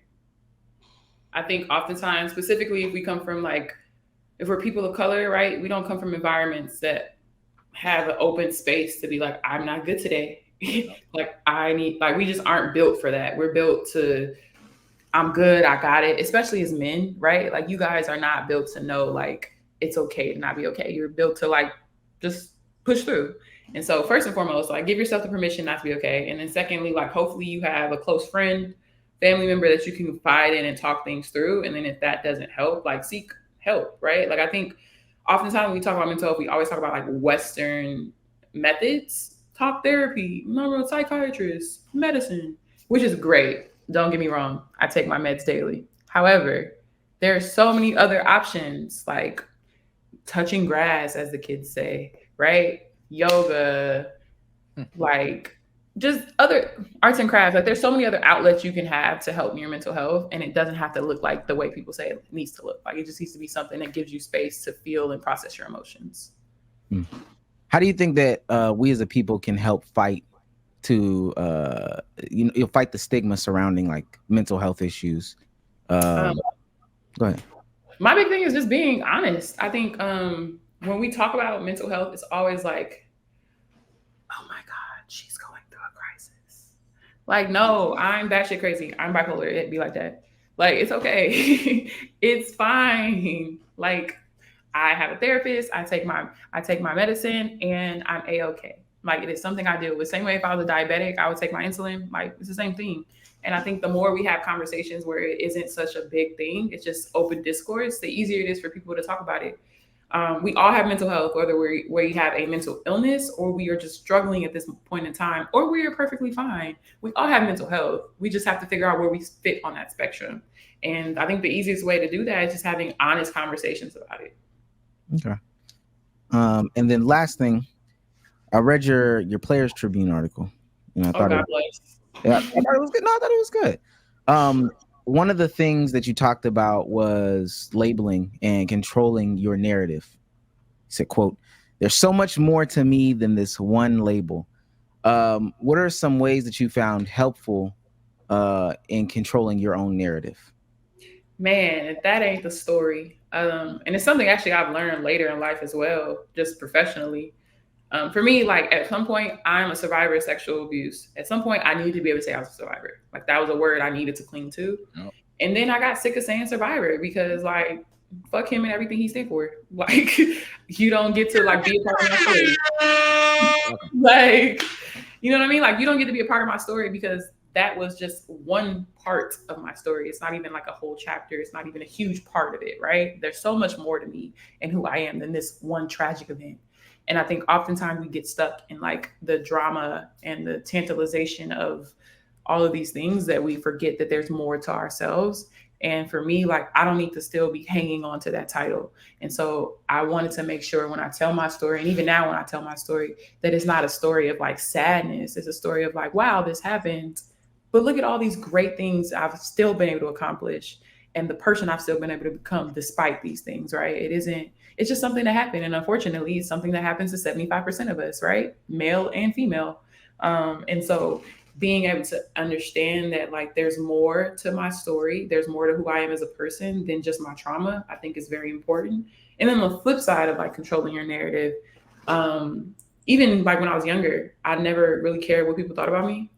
Be that professionally, personally, I was like, I know who I am, like, and I know if you're around me, like, you know who I am. I don't care what nobody's saying. But in reality, like, you kind of have to correct people. Like, I used to be like, enough people know me to know my character. But in reality, if somebody's speaking on your name, you kind of have to correct and tell your side of the story. And I never did that. And now, like, people believe some shit that they don't even know what happened that ain't even true because I didn't feel like being like, actually, this is the scenario. This is my side of the story, So I think controlling your narrative, especially in this time of social media and access, is so important. Okay. I had a question, but you answered it. Damn. You should. What is it? Ladies and gentlemen, round of applause for Imani McGee-Stafford. We SOLZ. Bravo, bravo. I feel like we said a couple of trap cards. We could have did better, though. That's all right. If you guys are watching and you are 6'5" and above, preferably Black with no children, DM me. This is crazy. 5'8", don't even worry about it. No, don't even scroll past my page. Don't even follow me. Listen, this is our whole chat. That was, yeah, I know. It was the entire chat. All right, well, 5% of the world. Listen, this is the actual trap card question. I'm gonna steal it from all the smoke. If you had to see one guest on Let's Keep It a Buck to share their voice, their story, their interview, all that stuff, who would it be? But you gotta help us get them on here. Look at the deep breath. This was the toughest Is it a W person? It can be anybody, but it's up to you. I don't know. I think that this is a great intro, and you should have, I know you should have Ari from Highlighter. She should be your next guest. Ari from Highlighter. It's really dope. She is a media personality in the women's basketball space. You're gonna get it. And you were talking about like people doing YouTube and doing social media. That is her area. And she really like has been around like since I've been in the league, really, and just been working on building up a media presence for the WNBA. So yes, I think Ari would be a great person to have. And as you guys continue to talk about WNBA and the narrative and the media surrounding it, she's a great person to talk to about that as well, because that's like her whole thing. So we can send her this clip and be like, hey, hop on the pod just right here, right now. Hey, Imani said so. So bam, see your ass next Thursday. Yes, I'm gonna text her. There we go. There you go. There we go. W, man. It's like, let me stop. And with that being said, thank you for joining us again. For real. Thank you. We appreciate the time. This was fun. Thanks for having me. Anytime. Ladies and gentlemen, with that being said, this has been a great episode of the Let's Keep It a Buck podcast. I had a good time. Did you guys have a great time? I had a fantastic time, even though I'm half dead. Gang-a-tron. I can't even do the gang jokes, launch. man. Let's go. Beto, say adios to the amigos. Peace out, y'all. Appreciate y'all for coming through. We will be back. Let me check the date. Monday. I'm losing track of the days, man. I'm losing track of the days. He is unserious, man. Why the hell am I the one that? No, man. Say goodbye to people. Hey, man. Apparently, if that's what that two shit's about, and if Imani's replacing me, then I guess shout out to the Short Kings, man, because we exist. And most importantly, man, shout out to y'all, man. I'm gonna miss y'all boys, man. All I did was ask for NTC. Say it. Shout out my Short Kings. That's me. I ain't gonna lie. I just want what Damo got. We would have to get like tall equipment for her too, like, you know. And y'all want to spend that? Okay, that's fine. We were gonna ask you to like ship yours, actually. Y'all want.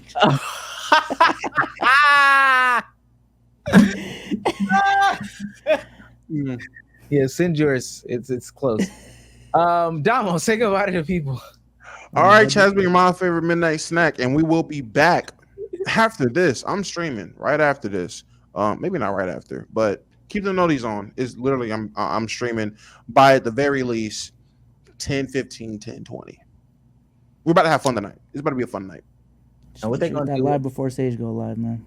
What they gonna do? What they gonna do for you? I'm gonna only be able to go live now. That's all I'm gonna do. That's all I got. That's all I have. All I got is TSO now. He has 100,000 subscribers. I'm saying 1,000 TSO guys. Damn. Anyway, bye guys.